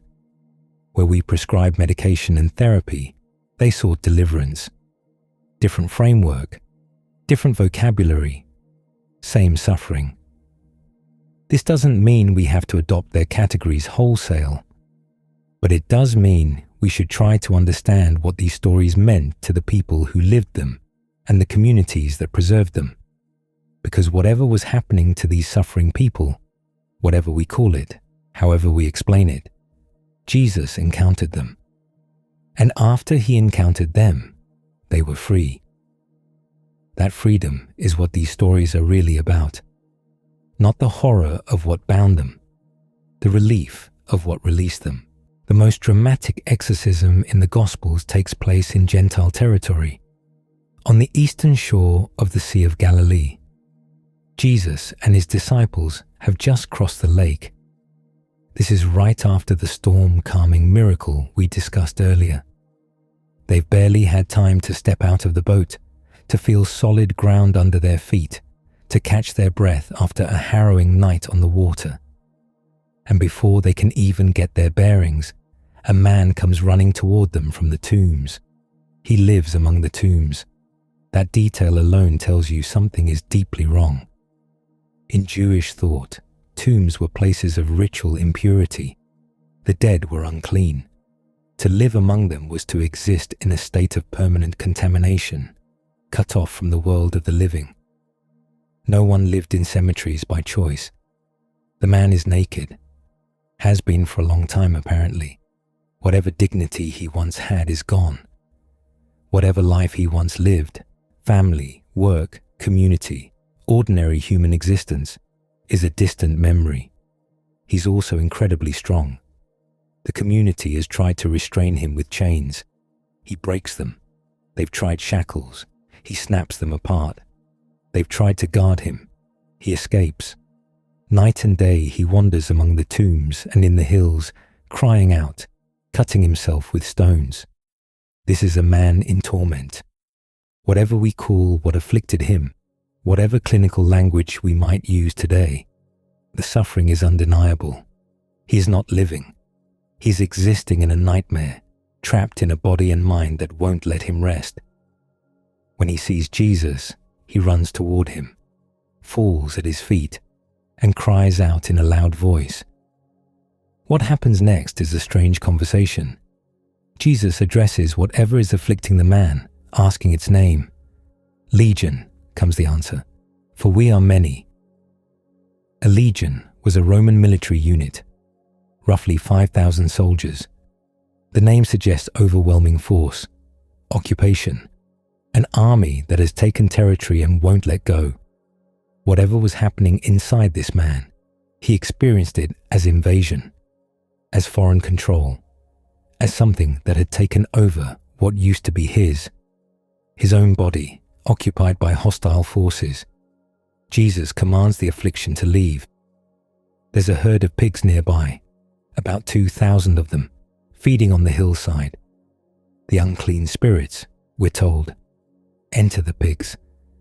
The herd rushes down the steep bank into the lake and drowns.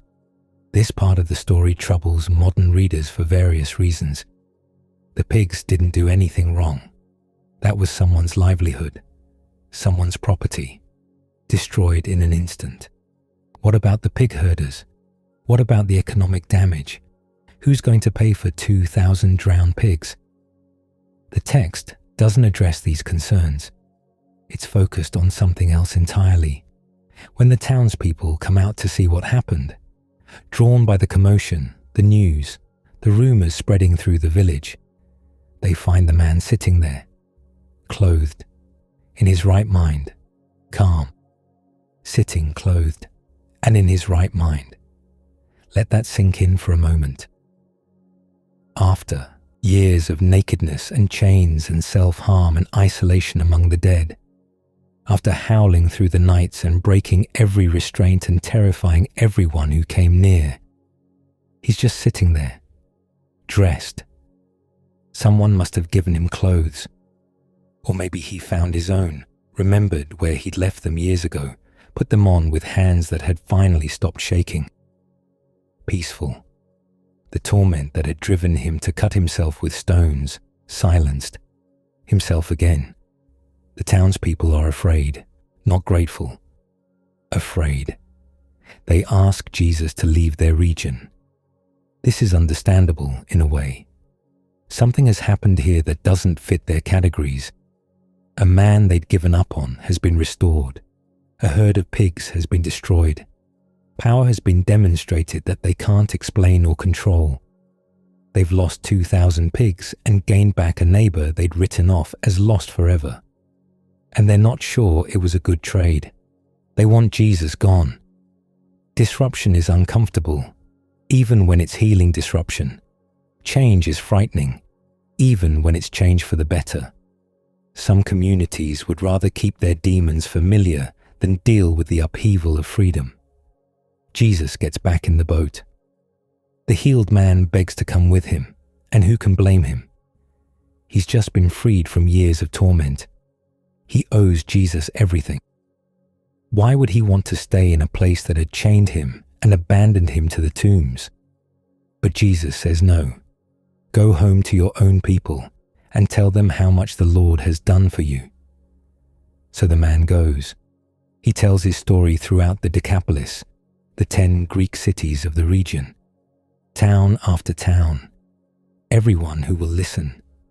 The man who used to scream among the tombs, now calmly explaining what happened to him.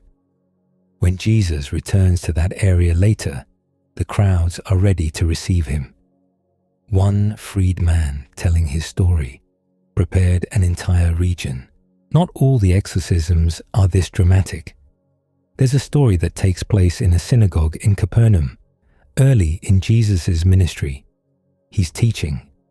People are amazed because he teaches with authority, not like the scribes who quote other authorities, who build arguments from precedent and tradition, who say, Rabbi so-and-so says this, but Rabbi such and such says that. Jesus just says things, like someone who knows what he's talking about firsthand. In the middle of the service, a man cries out, "What do you want with us, Jesus of Nazareth? Have you come to destroy us? I know who you are, the Holy One of God." A disruption, an outburst, everyone turning to stare, the service grinding to a halt. Jesus responds simply, "Be quiet, come out of him." The man convulses. There's a shriek, and then it's over. The man is free. No extended dialogue, no negotiation, no drama beyond those few moments, just a command and liberation. The people watching are amazed, not just at the exorcism, but at the authority behind it. He even gives orders to impure spirits, and they obey him. This becomes the pattern. Jesus encounters someone in spiritual bondage. He speaks a word. They're free. The power differential is so enormous that there's rarely any contest. Whatever these forces are, they recognize Jesus immediately. They know who he is before the human onlookers figure it out, and they can't resist his command. There's a gentler exorcism involving a child. A Syrophoenician woman, a Gentile, not Jewish, comes to Jesus on behalf of her daughter. The girl is suffering from what the text calls an impure spirit. We don't know the symptoms. We don't know how long it's been going on. We don't know what the mother has already tried, which healers she's consulted, which remedies she's attempted, which prayers she's offered to gods who didn't answer. We just know she's desperate. She has a sick child, and she's heard about a healer, and she's not going to let anything stop her from reaching him. She begs Jesus to free her daughter. What follows is one of the more puzzling exchanges in the Gospels. Jesus says something that sounds, on the surface, dismissive, even insulting. First, let the children eat all they want. It is not right to take the children's bread and toss it to the dogs. The children here refers to Israel, the Jewish people, to whom Jesus' mission is primarily directed. The dogs refers to Gentiles. It's not a flattering comparison. But the woman doesn't take offense, doesn't storm away, doesn't argue about fairness or equality, or why her daughter's suffering should matter as much as anyone else's. She pushes back with something cleverer. Lord, even the dogs under the table eat the children's crumbs. She's not asking for the full meal. She's not demanding equal treatment. She's not trying to renegotiate the terms of the covenant or argue her way into a theological position she hasn't earned.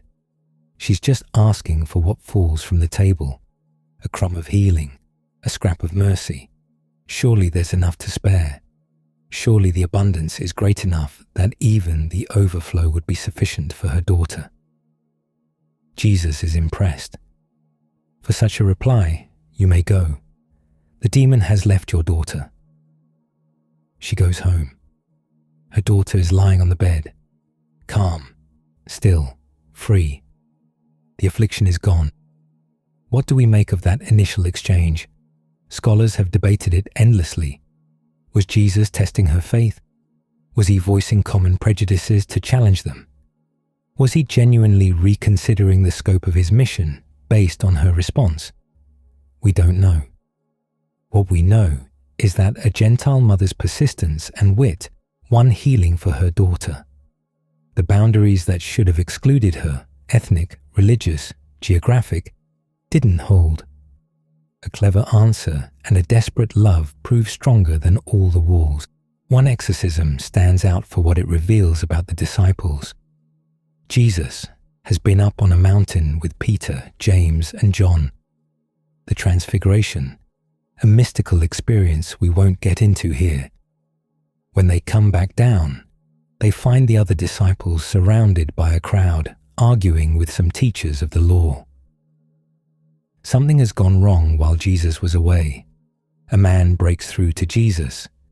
He's brought his son, who suffers from what sounds like severe seizures.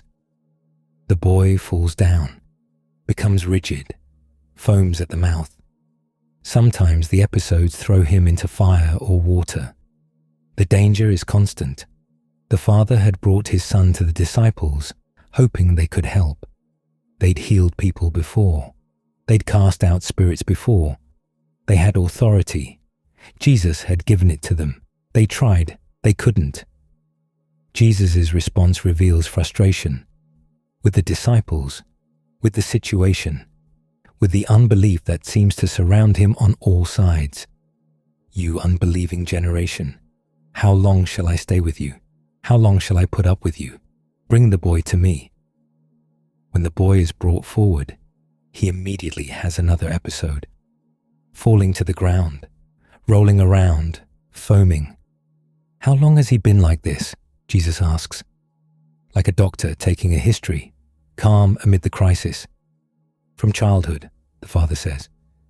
And then, with heartbreaking honesty, if you can do anything, take pity on us and help us. If you can. The father has been disappointed before.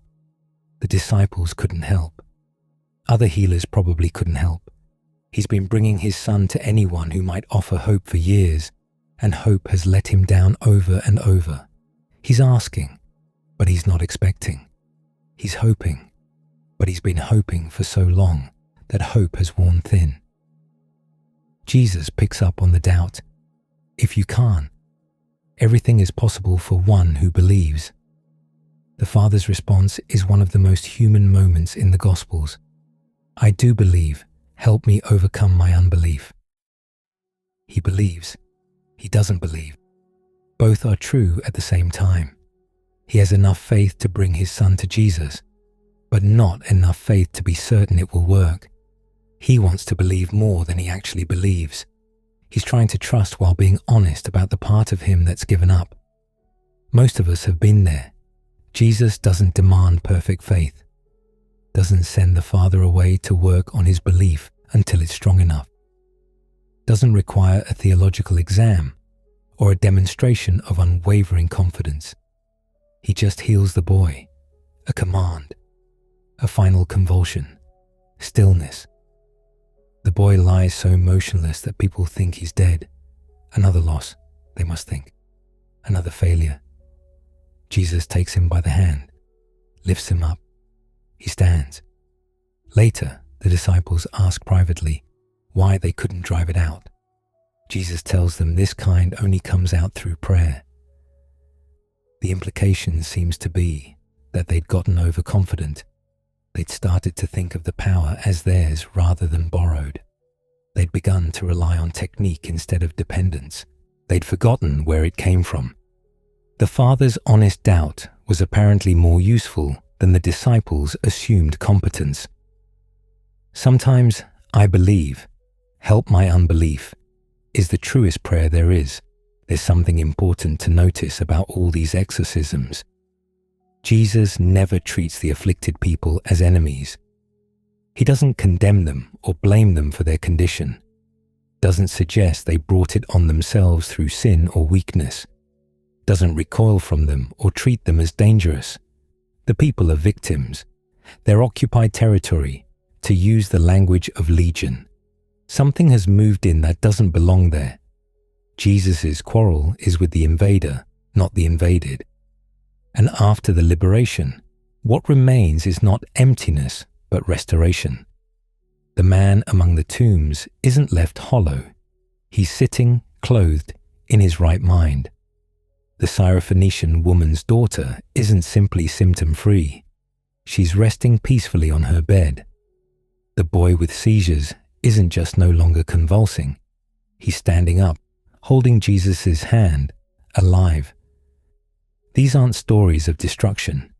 They're stories of people getting themselves back. We should also notice who Jesus isn't afraid of. The man in the tombs is terrifying to his community. They've chained him and he's broken free. They've given up on him and left him to the dead places. Nobody wants to go near him. Jesus walks right up. The man in the synagogue is disrupting worship. He's crying out, making a scene, embarrassing everyone. The kind of person you edge away from. The kind of situation you hope someone else handles. Jesus addresses him calmly.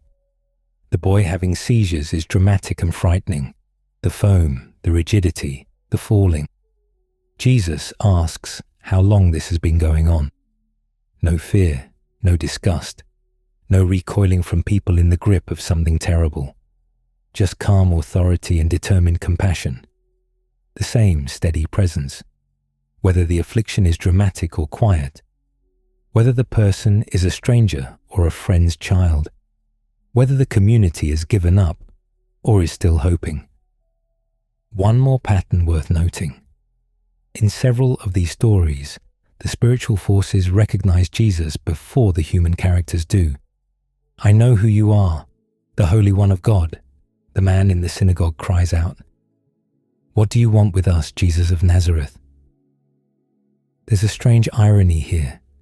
The religious leaders, the experts, the people who should recognize the Messiah, they're confused, skeptical, hostile. They've studied the scriptures their whole lives and they can't see what's right in front of them. But whatever is afflicting these suffering people knows immediately who Jesus is. The forces of destruction aren't stupid. They understand what they're up against. They know that when Jesus shows up, their time is limited.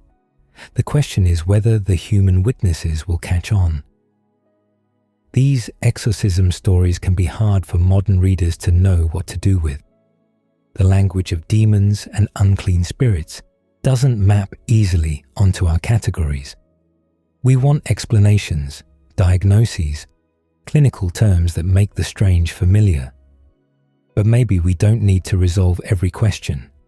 What we can see clearly is this: people who were suffering terribly, who had been abandoned by their communities, who had lost themselves in something they couldn't control. Those people encountered Jesus, and after they encountered him, they were free. Free to sit down, free to get dressed, free to go home, free to tell their stories, free to live again. Whatever we call what was binding them, Jesus was stronger, and he used that strength not to destroy the people, but to set them free. The chains broke, the screaming stopped, the torment ended, and what remained was simply a person, sitting quietly, finally themselves. Let's talk about bread. We need to, because we're about to discuss two miracles that revolve around it.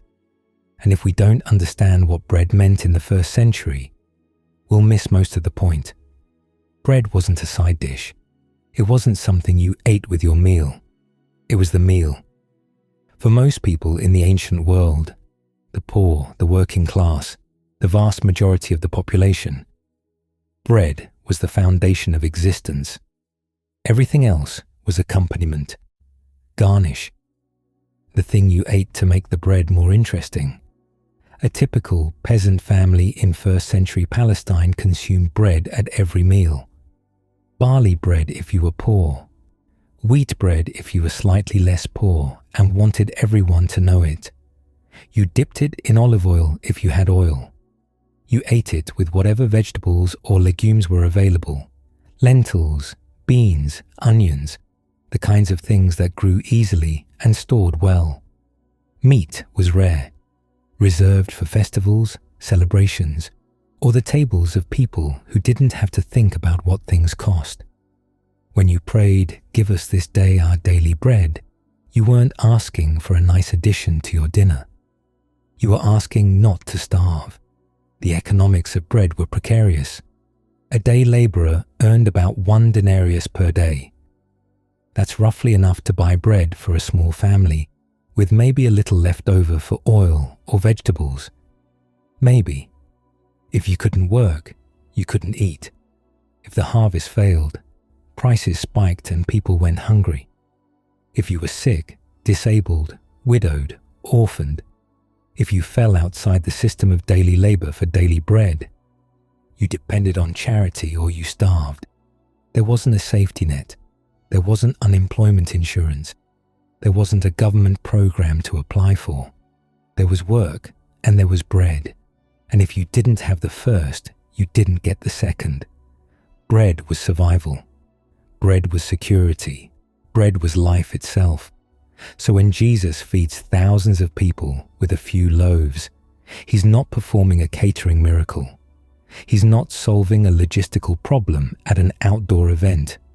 He's doing something that touches the deepest anxiety of everyone watching. Where will the bread come from?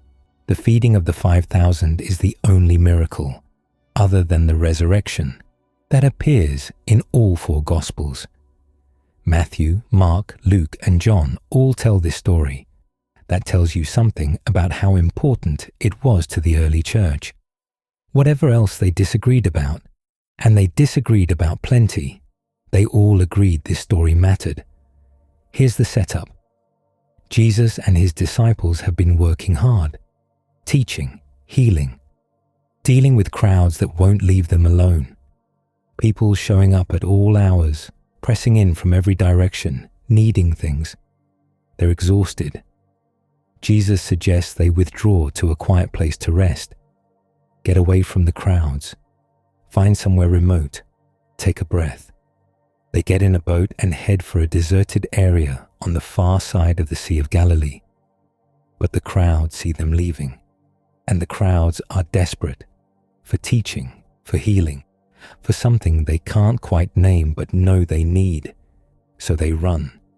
they actually run around the lake on foot, miles of shoreline covered at speed, because they cannot bear to let this teacher get away from them.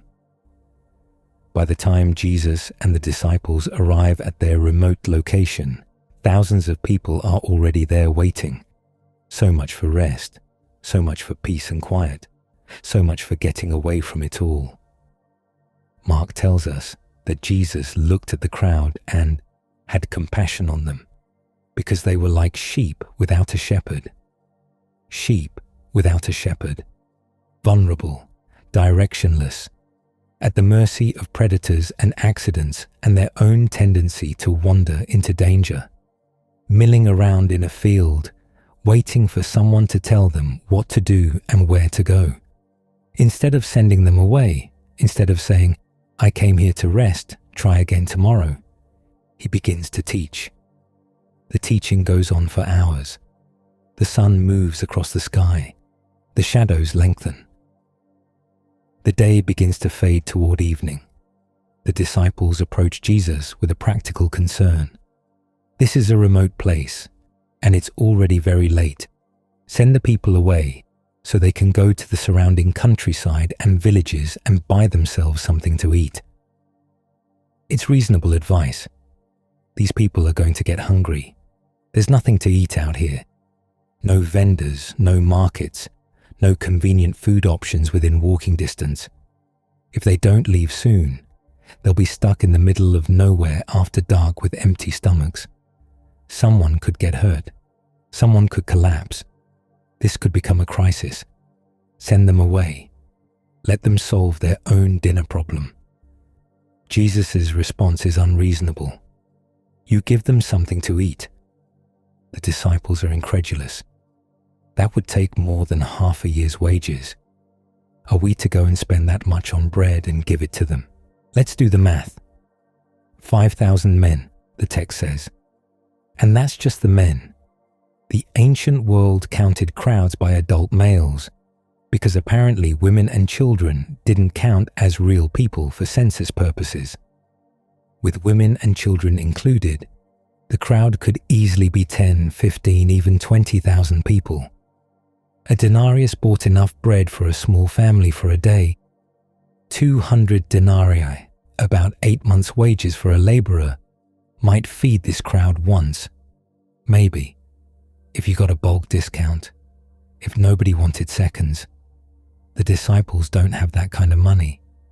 Nobody has that kind of money, not lying around, not available for spontaneous crowd feeding in remote locations. This is not a solvable problem, not with the resources at hand. Jesus asks what they do have. They search the crowd. They find a boy, John's Gospel gives us this detail, who has 5 small barley loaves and 2 fish. Barley loaves, the cheap bread, the poor person's bread, the kind of bread you ate when you couldn't afford wheat, and 2 fish, probably dried or pickled, the kind of preserved protein that working people carried for travel. Not fresh fish, not fancy fish. Travel fish, packed lunch fish, one kid's lunch for a crowd of thousands. The disciples must have felt absurd even mentioning it. We found 5 loaves and 2 fish sounds less like a solution and more like a punchline. Bring them here to me, Jesus says. He has the crowd sit down in groups on the green grass. Mark notes the color of the grass. It's green, meaning this is spring, probably around Passover time.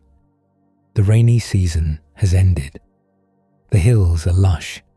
The wildflowers are blooming. The detail is so specific it reads like an eyewitness memory. Someone remembered the grass, remembered looking down at it while they sat, remembered the smell of it, remembered the soft ground beneath them as they waited to see what would happen next. Thousands of people sitting in clusters on a green hillside, watching a rabbi hold up a child's lunch. Jesus takes the 5 loaves and 2 fish. He looks up to heaven. He gives thanks. He breaks the bread and gives it to the disciples to distribute. They start handing it out.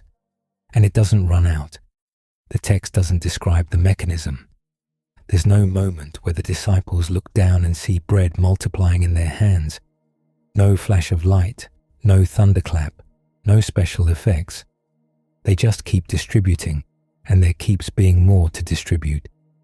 Basket after basket after basket, hands reaching out, bread being placed in them.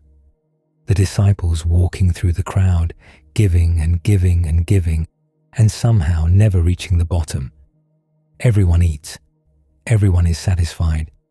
The text uses a word that means stuffed, not just not hungry anymore, but genuinely full.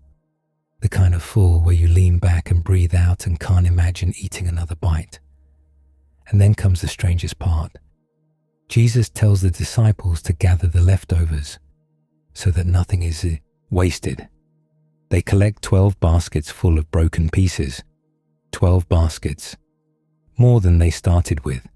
They began with 5 loaves and 2 fish, and they end with 12 baskets of fragments. The math doesn't work. It's not supposed to work. That's the point. What do we make of the 12 baskets? The number 12 is loaded in Jewish symbolism. 12 tribes of Israel, 12 patriarchs.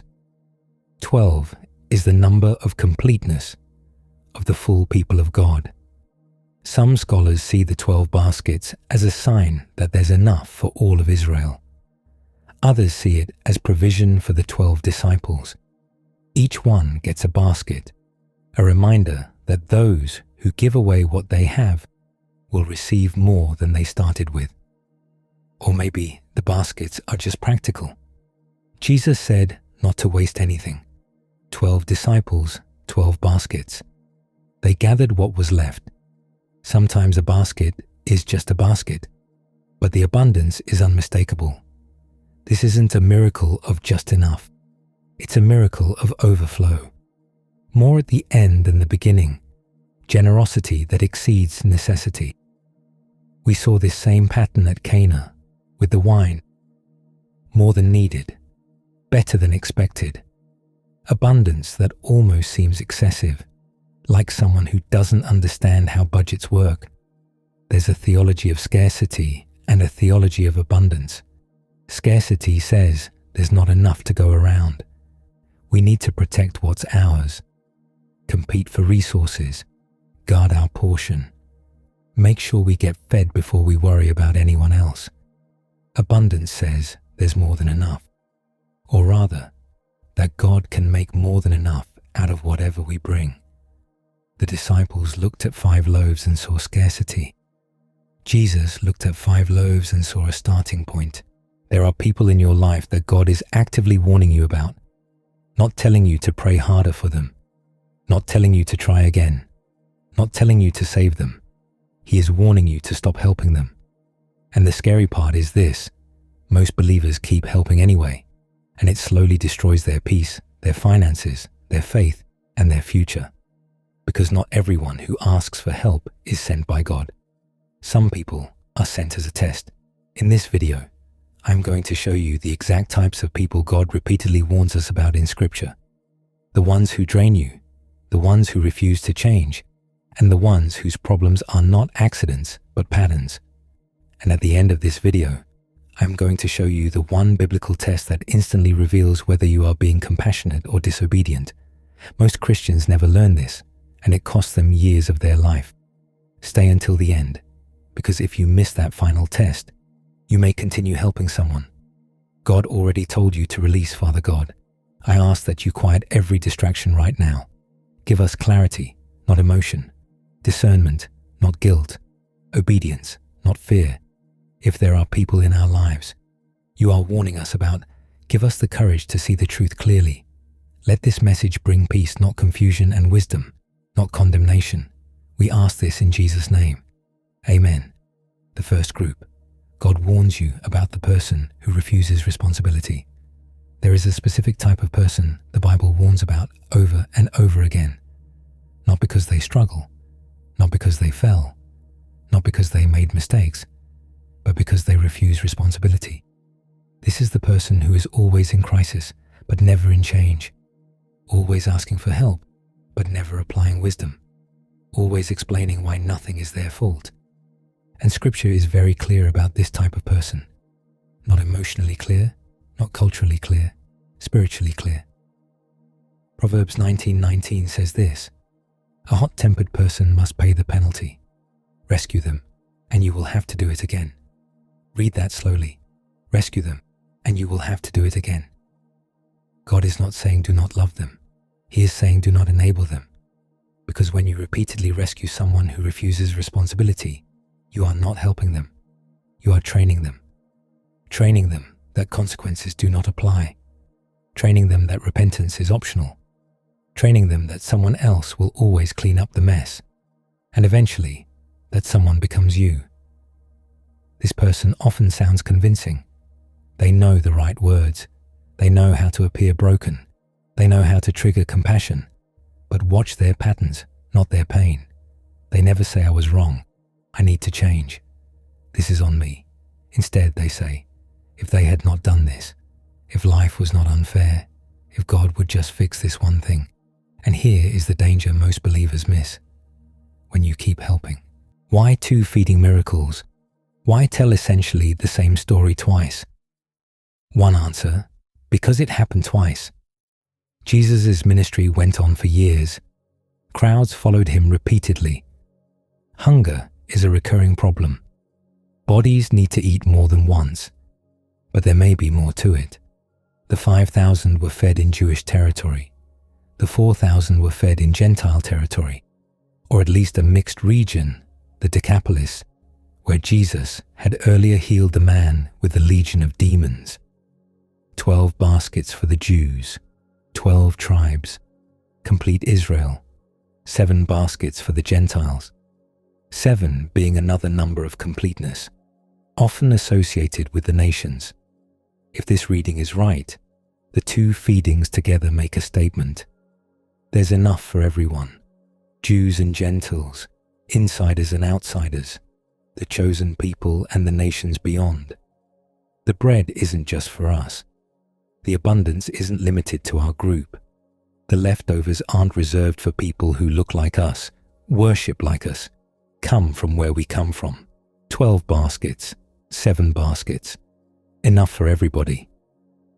There's another layer to these stories that's easy to miss.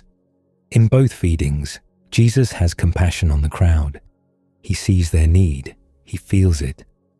But the disciples' first instinct in both cases is to send the people away. Send them away so they can buy food. Where can we get bread in this remote place? The disciples see a problem. They want the problem to go somewhere else. Let the people take care of themselves. Let the villages handle it. Let the market sort it out. This isn't our responsibility. Jesus says no. You feed them. He's not just performing a miracle. He's trying to reshape how his followers see hungry people. The crowd isn't a problem to be managed or exported. The crowd is a responsibility. Their hunger is your concern. This is uncomfortable. The disciples don't have the resources to feed thousands. They barely have resources to feed themselves. What Jesus is asking seems impossible, but Jesus doesn't ask if they have enough. He asks what they have. He takes what they offer, inadequate, embarrassing, clearly insufficient, and he makes it enough. The miracle isn't just about bread.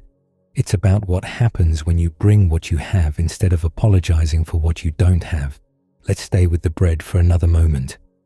In John's Gospel, the feeding of the 5,000 is followed by a long discourse where Jesus explains what just happened.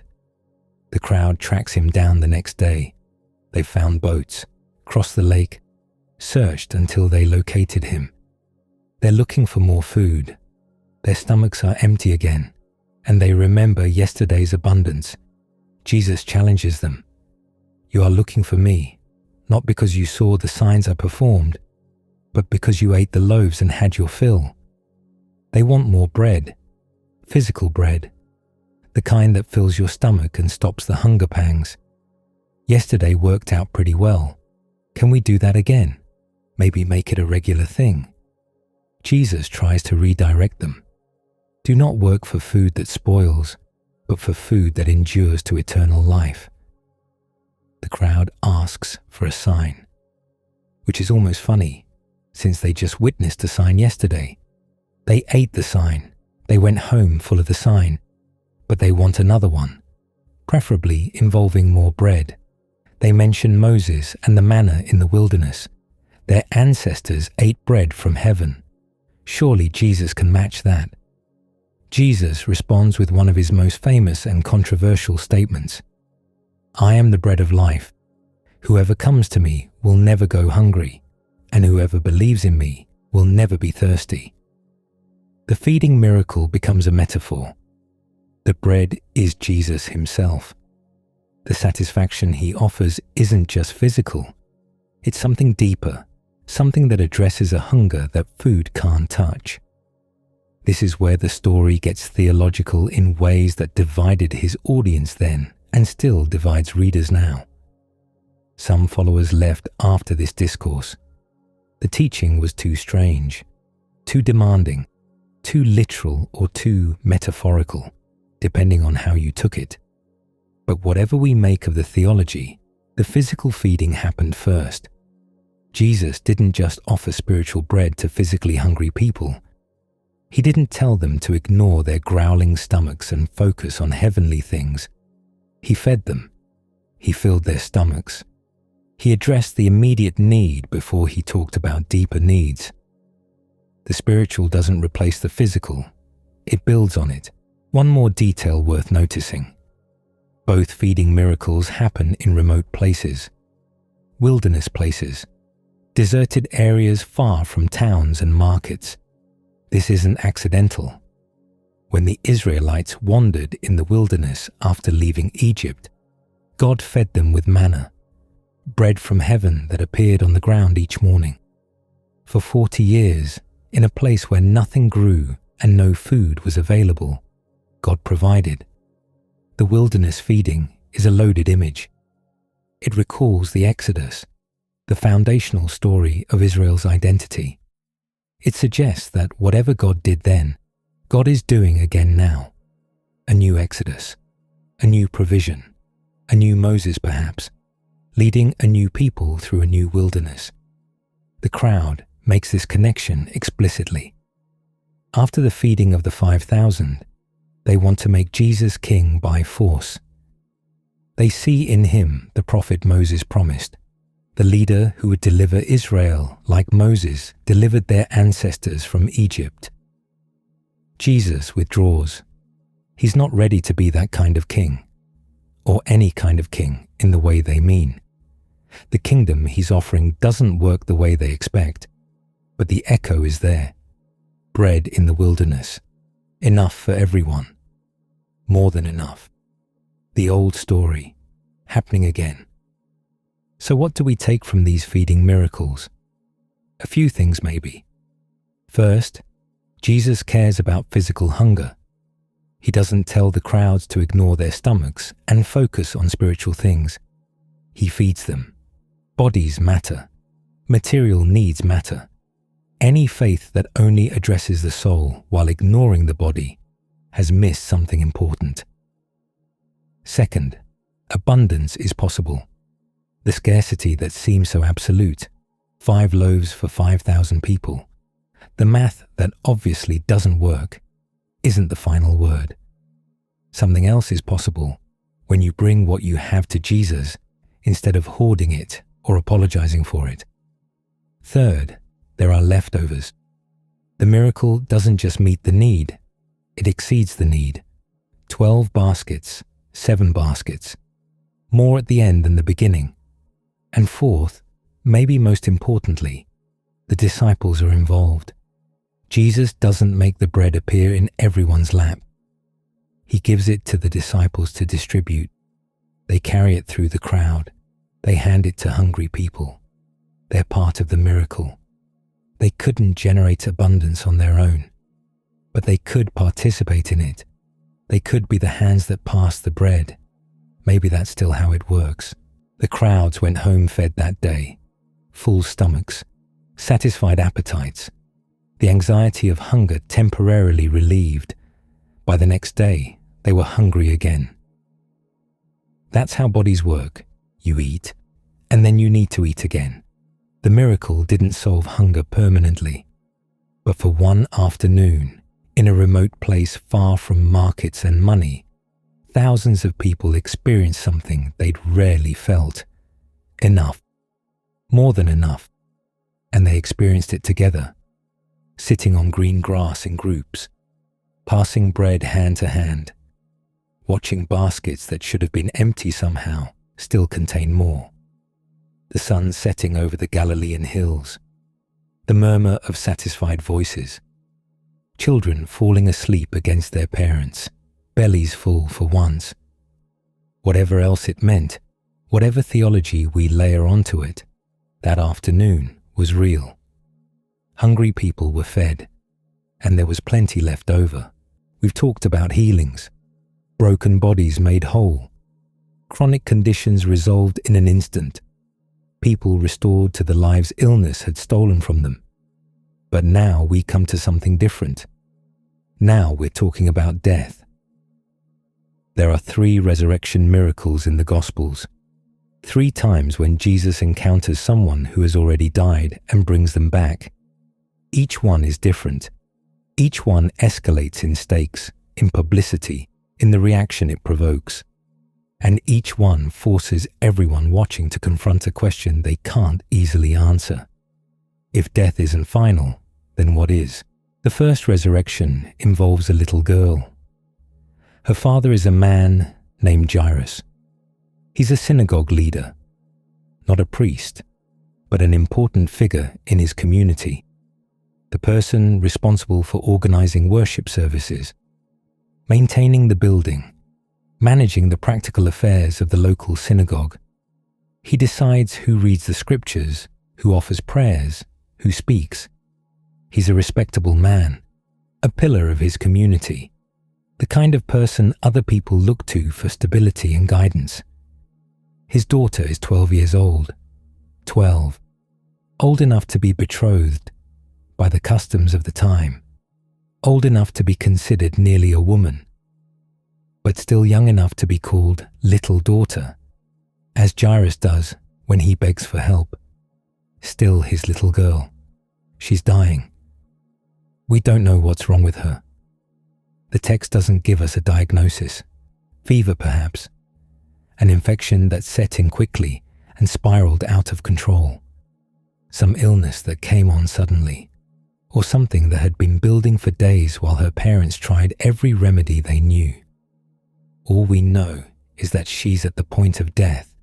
The Greek suggests she's in her final moments, and her father is desperate. Jairus finds Jesus in the crowd. He falls at his feet. This is remarkable.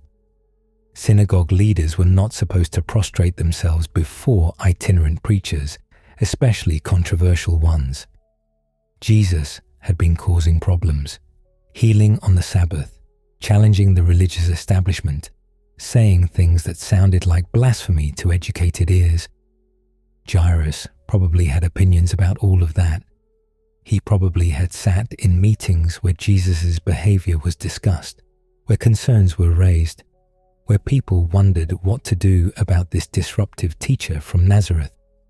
But his daughter is dying. His little girl is slipping away.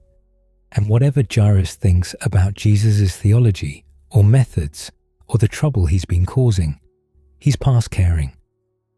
Respectability doesn't matter when your child is gasping for breath. Institutional concerns seem very small when you're watching the light fade from your daughter's eyes. My little daughter is dying. Please come and put your hands on her so that she will be healed and live. Please come. Please hurry. There's no time. Please. Jesus goes with him.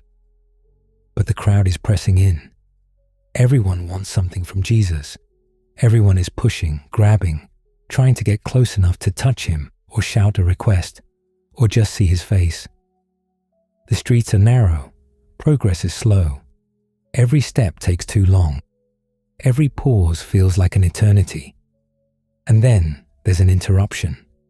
This is where the woman with the bleeding condition appears. The one we talked about earlier, who had been hemorrhaging for 12 years. She pushes through the crowd, touches Jesus' cloak, and is healed instantly. But Jesus stops. "Who touched me?" The disciples think this is absurd. Everyone is touching him. But Jesus insists. He looks around. He waits.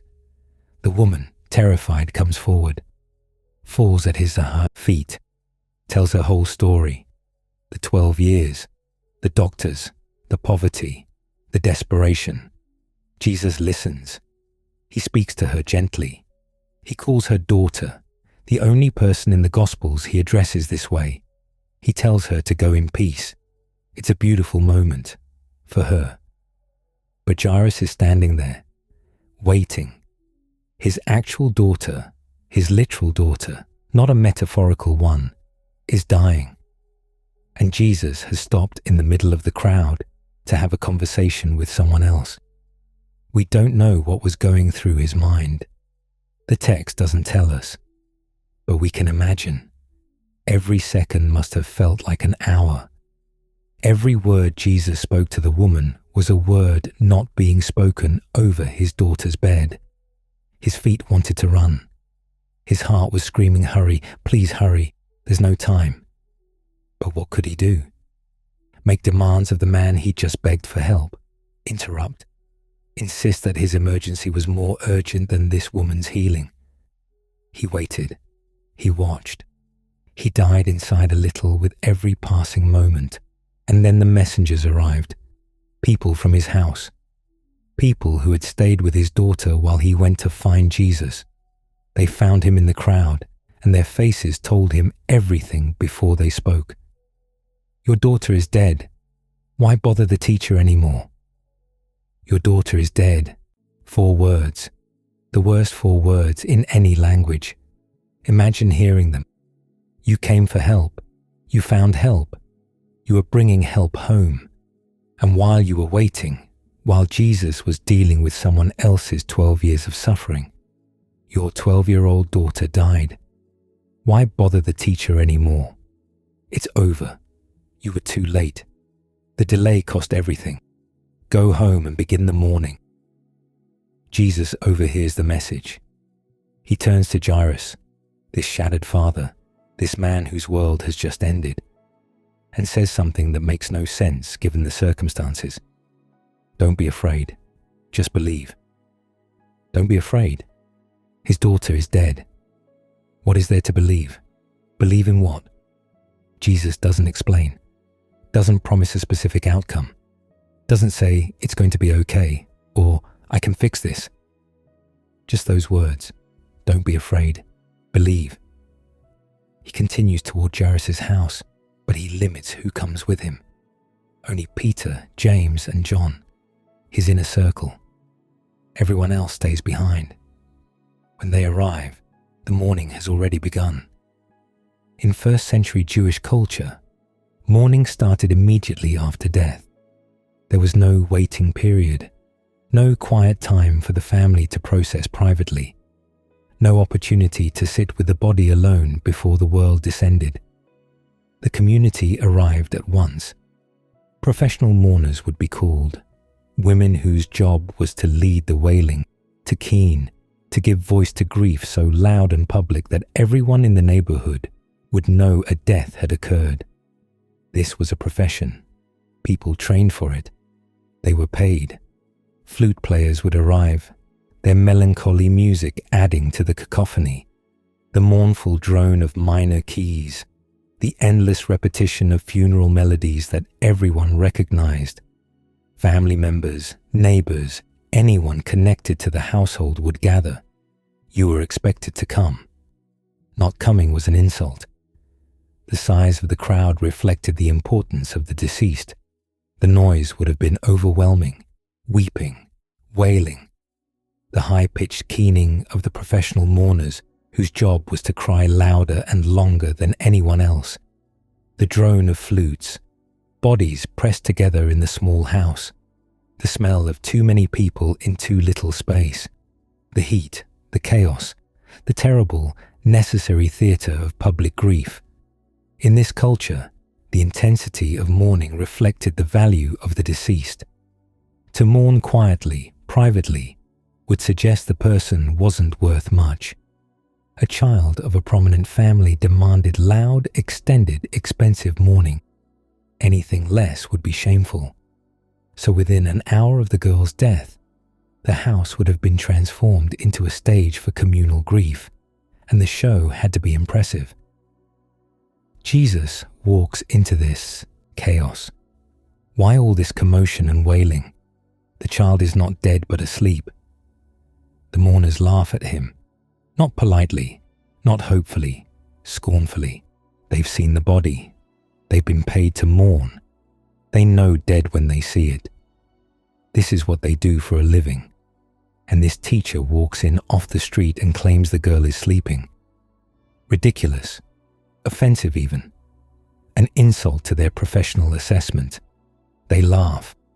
Jesus puts them all outside, clears the house, removes the noise and the chaos and the professional grief. The flute players, the keening women, the neighbors who came to be seen mourning, all of them out. He takes only the parents and his 3 disciples into the room where the girl is lying. We don't know what that room looked like, whether it was dark or light, whether candles flickered in the corners, whether the girl had been washed and prepared or was still lying where she died, whether her eyes were closed or open, whether she looked peaceful or pained.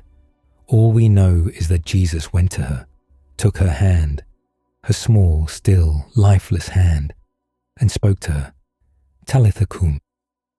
It's Aramaic, Jesus' everyday language, preserved here in the original because someone remembered exactly how it sounded. The syllables of it, the gentleness of his voice. It means, little girl, get up. Or more tenderly, something like, little lamb, arise. 2 words, a gentle command, almost like a parent waking a child from sleep. Get up, sweetheart. It's time. The girl opened her eyes. She got up. She walked around the room. She's 12 years old, and she's walking around the room, probably confused, probably hungry, probably wondering why everyone is staring at her like they've seen a ghost. Why is everyone crying? Why does Dad look like that? What happened? The text says her parents were completely astonished. This is understatement as an art form. Their daughter was dead. Now she's walking. Astonished doesn't begin to cover it. Jesus gives 2 instructions. First, don't tell anyone about this. Second, give her something to eat. The second instruction is so practical, so grounded. This girl has been sick, probably for days. She's been dying. She hasn't eaten. Whatever just happened to her body, whatever mysterious process brought her back from wherever she was, she needs food. She needs calories. She needs the ordinary things that living bodies require.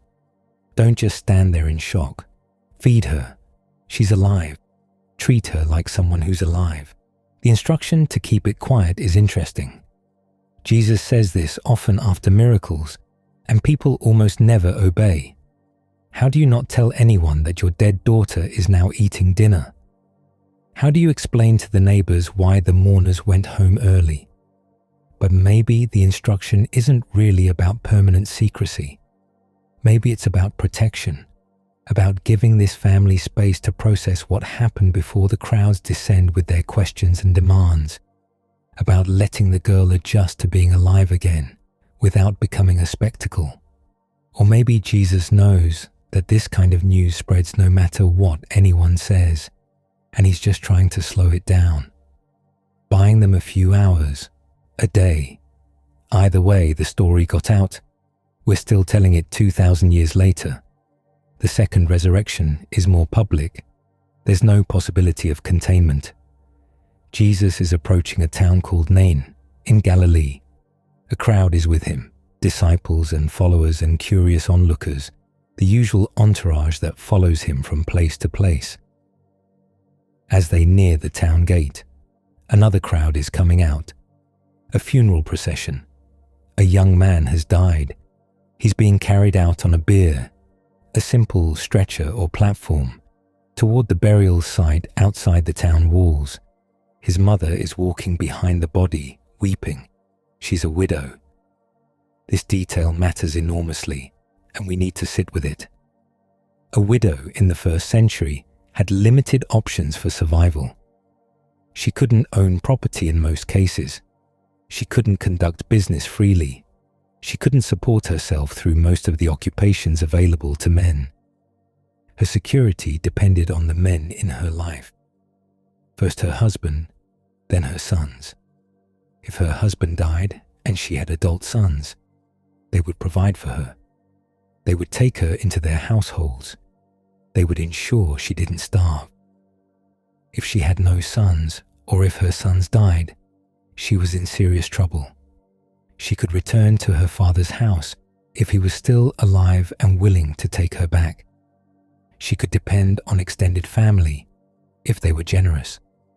She could rely on charity, on the kindness of the community, on the gleanings from the edges of fields that the law reserved for the poor. Many widows lived in grinding poverty. Some didn't survive at all. This woman had one son, one source of security, one person standing between her and destitution. And now he's dead. She's not just grieving a child, though that would be grief enough to destroy a person. She's also watching her future being carried out of the town gate. Her security is wrapped in those burial cloths. Her hope is lying on that bier. The whole town is with her. The text says a large crowd from the town was in the procession. They know what this means for her. They're mourning the young man, yes, but they're also mourning for her, for what her life is about to become. They're already wondering who will take her in, how she'll survive, whether she'll end up begging at the gate like so many other widows before her. The two crowds meet at the entrance to the town. Jesus and his followers coming in, the funeral procession going out. Jesus sees her. His heart goes out to her. The Greek word, splanchnismai, is visceral. It suggests a physical sensation in the gut, the intestines. A deep, bodily compassion that isn't intellectual or distant, but felt in the core. He sees a widow losing her only son, and something inside him clenches with grief on her behalf. "Don't cry," he says. In English, this sounds almost dismissive. Don't cry. Her son is dead. Her life is effectively over. What else should she be doing? But Jesus doesn't stop with words of comfort. He walks up to the bier, touches it. The bearers stand still. Touching a bier with a corpse on it would make you ritually unclean. It would contaminate you, require purification, cut you off temporarily from normal religious life. A rabbi, a religious teacher, would normally keep his distance from dead bodies. Jesus touches it anyway. "Young man, I say to you, get up." The dead man sits up, right there, on the bier, in front of everyone. The funeral procession, which was heading to the burial site. The crowd from the town, which had come out to mourn. The crowd following Jesus, which was just passing through. Hundreds of witnesses, maybe more. He sits up, and he starts to talk. The text doesn't tell us what he says. Maybe he's confused. Where am I? What's happening? Why is everyone staring? Maybe he asks for his mother. Maybe he asks for water. Maybe he just makes sounds, his voice rusty and strange after being dead. Whatever he says it. He's talking. He's alive. Jesus gives him back to his mother. That phrase, "gave him back to his mother," contains everything. The son isn't just alive again, as if his resurrection were merely a biological event. He's restored to his mother, returned to her. The relationship that death severed has been repaired. The security she'd lost has been handed back. The crowd is seized with fear. Not joy, or not only joy, fear. A holy terror. They've just watched something that doesn't happen. A dead man sat up on his own bier and started speaking. The boundary between life and death, which everyone understood to be absolute and uncrossable, has been violated in front of their eyes. A great prophet has appeared among us, they say. God has come to help his people. A great prophet.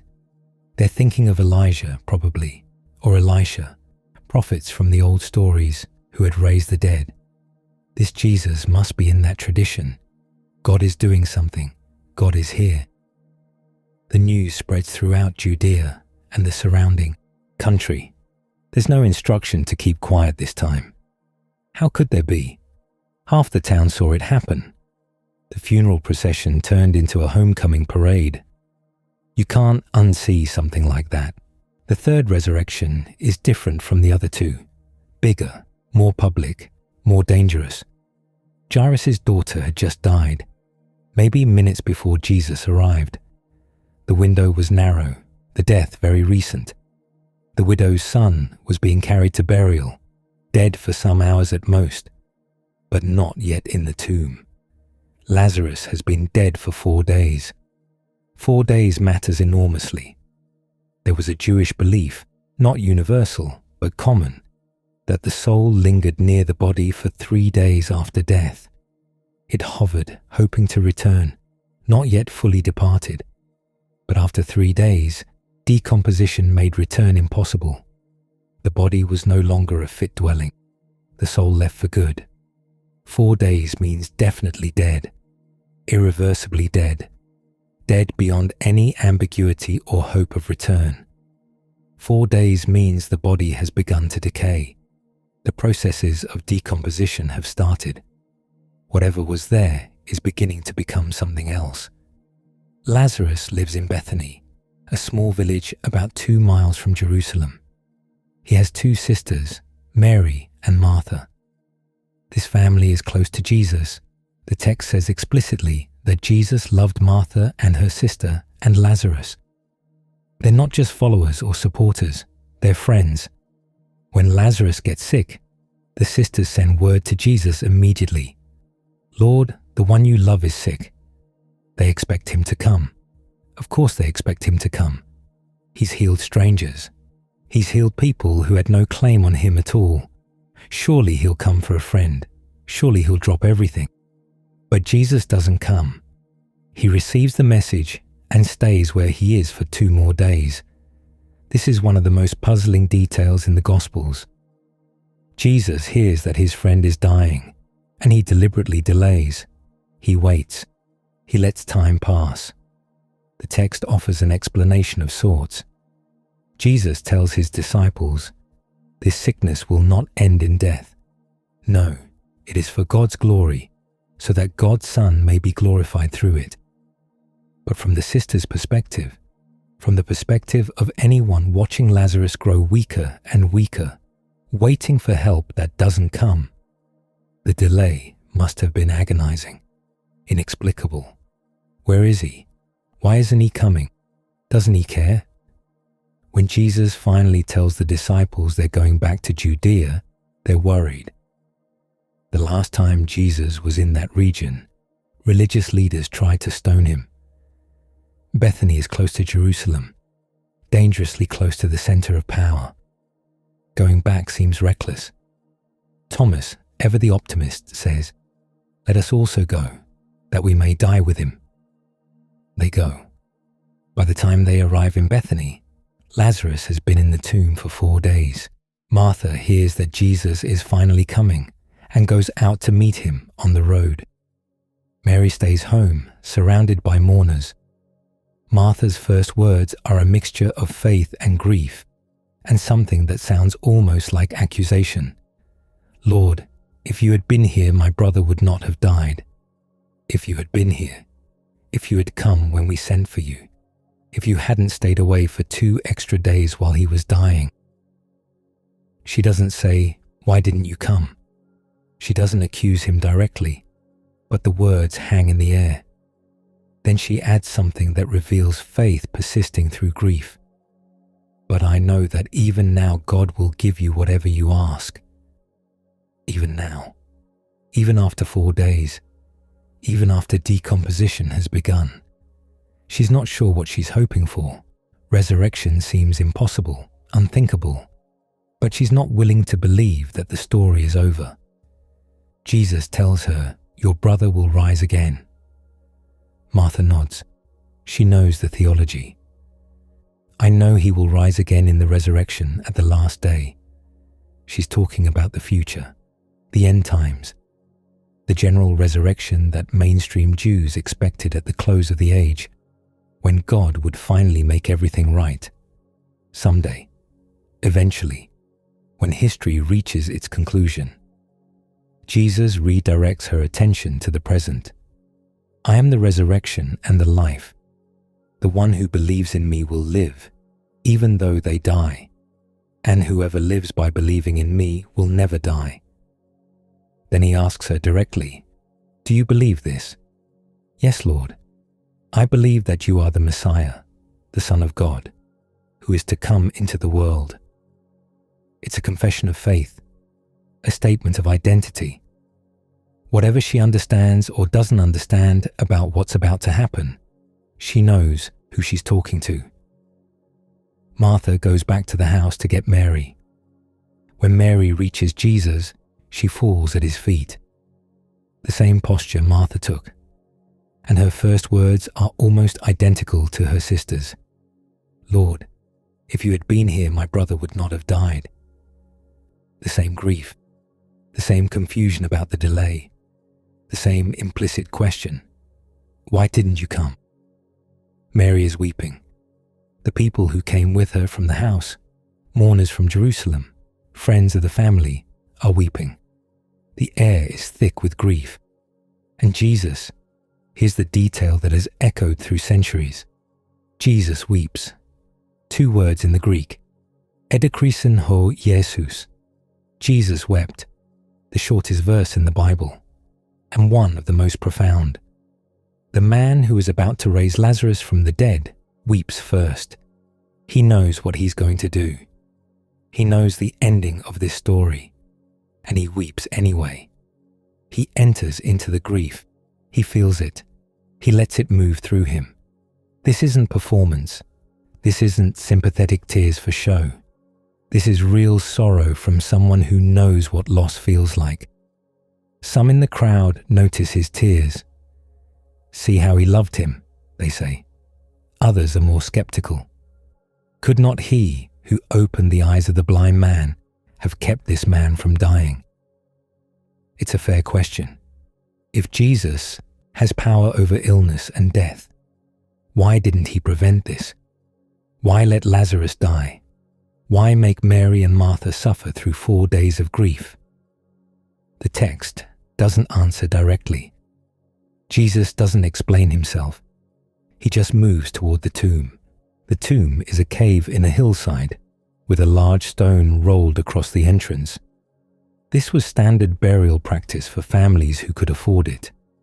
A carved-out space where bodies would be laid, wrapped in burial cloths, surrounded by spices to combat the smell of decay. "Take away the stone," Jesus says. Martha objects. "But Lord, by this time there is a bad odor, for he has been there 4 days." This is such a practical human objection. Whatever faith Martha has, she also has a nose. She knows what 4-day-old corpses smell like. She knows what they'll encounter when that stone moves. "Lord, I believe you're the Messiah. I also believe my brother's body is decomposing." Both of these things are true. Jesus reminds her of what he said. "Did I not tell you that if you believe, you will see the glory of God?" They take away the stone. Jesus prays aloud, not because he needs to, he explains, but so that the people standing there will believe that the Father sent him.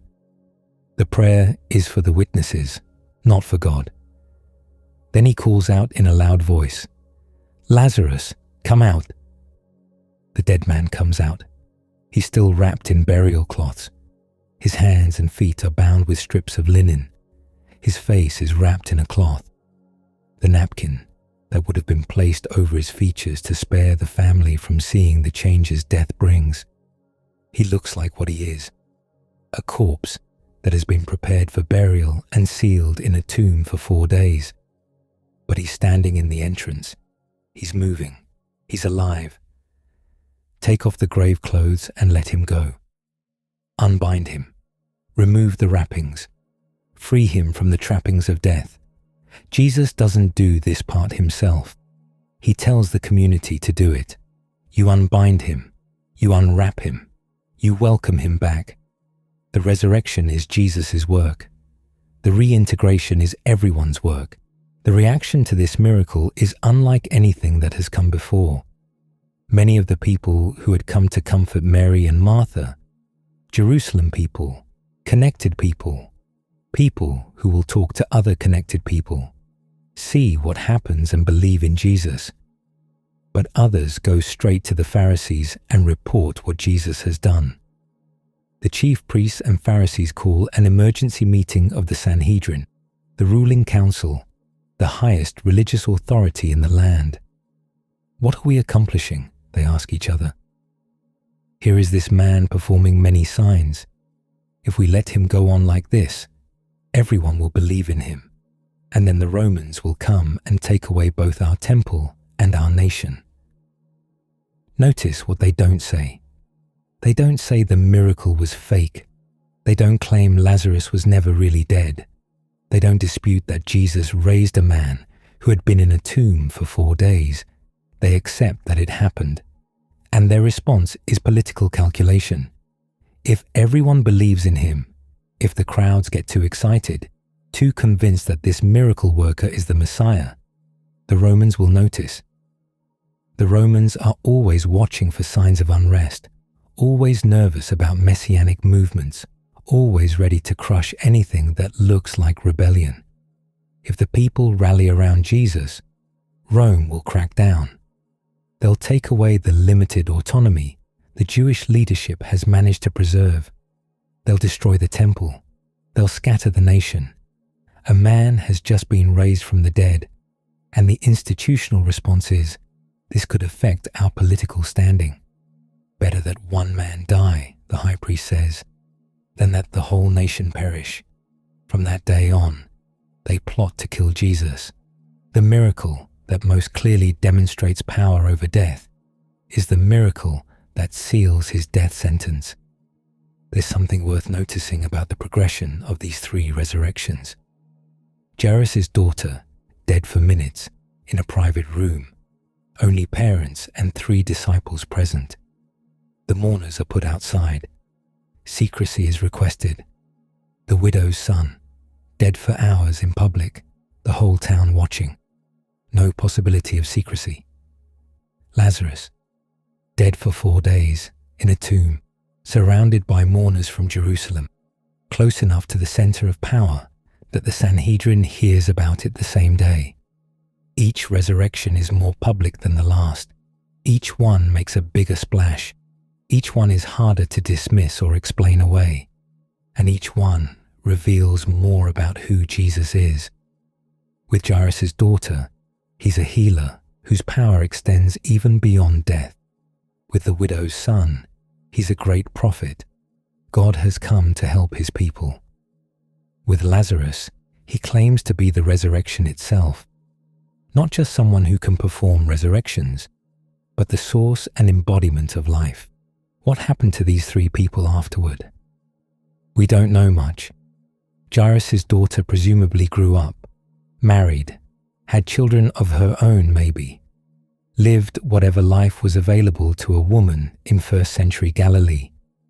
The Gospels never mention her again after that night in her bedroom. The widow's son disappears from the narrative after the procession scene. We don't even know his name. He walked back into town with his mother, and that's the last we hear of him. Lazarus appears once more in the story.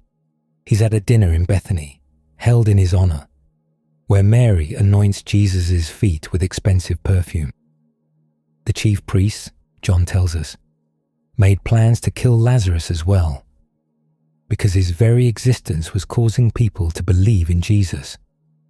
A man walking around who had been publicly, verifiably dead for 4 days was inconvenient evidence. Hard to argue theology with someone who was at the funeral. They all died eventually, of course. Jairus' daughter, the widow's son, Lazarus. Whatever Jesus gave them was a reprieve, not an exemption. More years, not immortality. The death that was interrupted would eventually arrive again, and the second time, there would be no rabbi to call them back. This raises questions that the Gospels don't really answer. What was it like to come back? What did Lazarus experience during those 4 days? Was there something? Nothing? Dreams? Light? Did he remember? Did he wish he'd been left alone? What did Jairus' daughter think when she understood what had happened to her? How do you grow up knowing you died and came back? How do you make sense of the life you're living when you already experienced its end? We have no idea. The stories focus on the moment of return, not the aftermath, on the miracle itself, not the psychological and existential complexities that must have followed. Maybe that's appropriate. Maybe the writers understood that the point wasn't the experience of the raised, but the identity of the raiser. Not what death was like, but who had power over it. Each of these resurrections is, in a sense, a preview, a glimpse of something larger. The early Christians understood Jesus' own resurrection, which would come soon after Lazarus, after the plots became actions, after the arrest and trial and crucifixion, as the beginning of something cosmic, the first fruits of a general resurrection to come. Death itself had been defeated, not just postponed for 3 individuals, but fundamentally broken. Jairus' daughter, the widow's son, and Lazarus were signs pointing toward that larger reality, previews of coming attractions, evidence that death's power was not absolute, but they were also, in the immediate moment, acts of compassion. A father got his daughter back, a widow got her son, and her security and her future back. 2 sisters got their brother back. Whatever cosmic significance these events carried, they were also personal, particular, about these specific people and their specific grief. Jesus wept before he raised Lazarus. He told Jairus not to be afraid. He saw the widow and his heart broke for her. The theology is big. The compassion is intimate. Both seem to be true at the same time. So, we've walked through them all, the water and the wine. The storm stilled and the seas walked upon. The blind given sight, the lame given legs, the silent given voice. The hungry fed, the dead raised, the possessed set free. 37 miracles, give or take, depending on how you count. 3 years of public ministry compressed into a few hours of stories. What do we make of it? Here's one way to see the pattern. Every miracle is an act of restoration. Something that was broken gets fixed. Something that was lost gets found. Something that was dead comes back to life. Sight restored. Movement restored. Dignity restored. Life itself restored. The world as it is keeps producing brokenness. Bodies fail, bread runs out, storms rise up. Death comes for everyone eventually. That's just how it works. That's the deal. Entropy wins. Things fall apart. And into that world of inevitable decay walks someone who runs the tape backward, who takes the broken thing and unbreaks it, who refuses to accept that the way things are is the way things have to be. The miracles are protests against the fallen order of reality, not angry protests, not violent ones, not protests with signs and slogans and demands, just quiet, persistent refusals to let suffering have the last word. Here's another way to see the pattern. Every miracle is a challenge to authority. We talked about this at the beginning. The religious system of first-century Judea was designed around controlled access. The priest controlled access to the temple. The Pharisees controlled access to proper interpretation of the law. The purity codes controlled access to community and worship. If you wanted to be right with God, officially, formally, certifiably right, you went through channels. You followed procedures. You submitted to the gatekeepers. There were forms. There were fees. There were waiting periods. The system wasn't evil. It served real purposes. It maintained order, preserved tradition, provided structure for a community trying to maintain its identity under foreign occupation. But systems have a way of becoming ends in themselves. The people who run them have a way of forgetting what the systems were for. And then Jesus shows up and starts bypassing everything. He touches lepers instead of avoiding them. He forgives sins without temple sacrifices. He heals on the Sabbath in direct defiance of the authorities who told him not to. He feeds crowds in the wilderness without asking anyone's permission. Every miracle is an act of unauthorized access, an end run around the systems of control, a demonstration that God's compassion doesn't flow only through approved channels. This is why the authorities opposed him so fiercely. Not because they were cartoon villains who hated goodness, not because they sat around stroking their beards and plotting against kindness, but because he was undermining the very foundation of their position. If people could access God's power directly through this wandering rabbi who didn't respect the boundaries, who didn't follow procedures, who didn't seem to care about proper channels, then what was the point of the entire system? What were the gatekeepers guarding if the gates were open? Their opposition wasn't irrational. It was institutional self-preservation. It was people protecting their roles, their relevance, their reason for existing. It just happened to put them on the wrong side of everything that mattered. Here's a third way to see the pattern. Every miracle reveals something about priorities. Jesus heals individuals, specific people with specific problems, not crowds in the abstract, but this leper, this blind man, this woman who's been bleeding for 12 years. He stops in the middle of an urgent mission to talk to someone the crowd thinks is unimportant. He delays going to a dying girl to address a suffering woman. He weeps at a friend's tomb before raising him. The miracles are not efficient. They're not optimized for maximum impact. Jesus doesn't set up a healing center and process people through in orderly lines. He doesn't create a system, delegate to subordinates, scale the operation. He wanders. He gets interrupted. He lets himself be delayed by individual needs. There's something here about how God sees people, not as statistics or categories, but as individuals, not as problems to be solved at scale, but as persons to be encountered one at a time. The woman with the bleeding condition could have been healed anonymously. She touched his cloak and was cured. She could have slipped away into the crowd, told no one, kept her miracle private.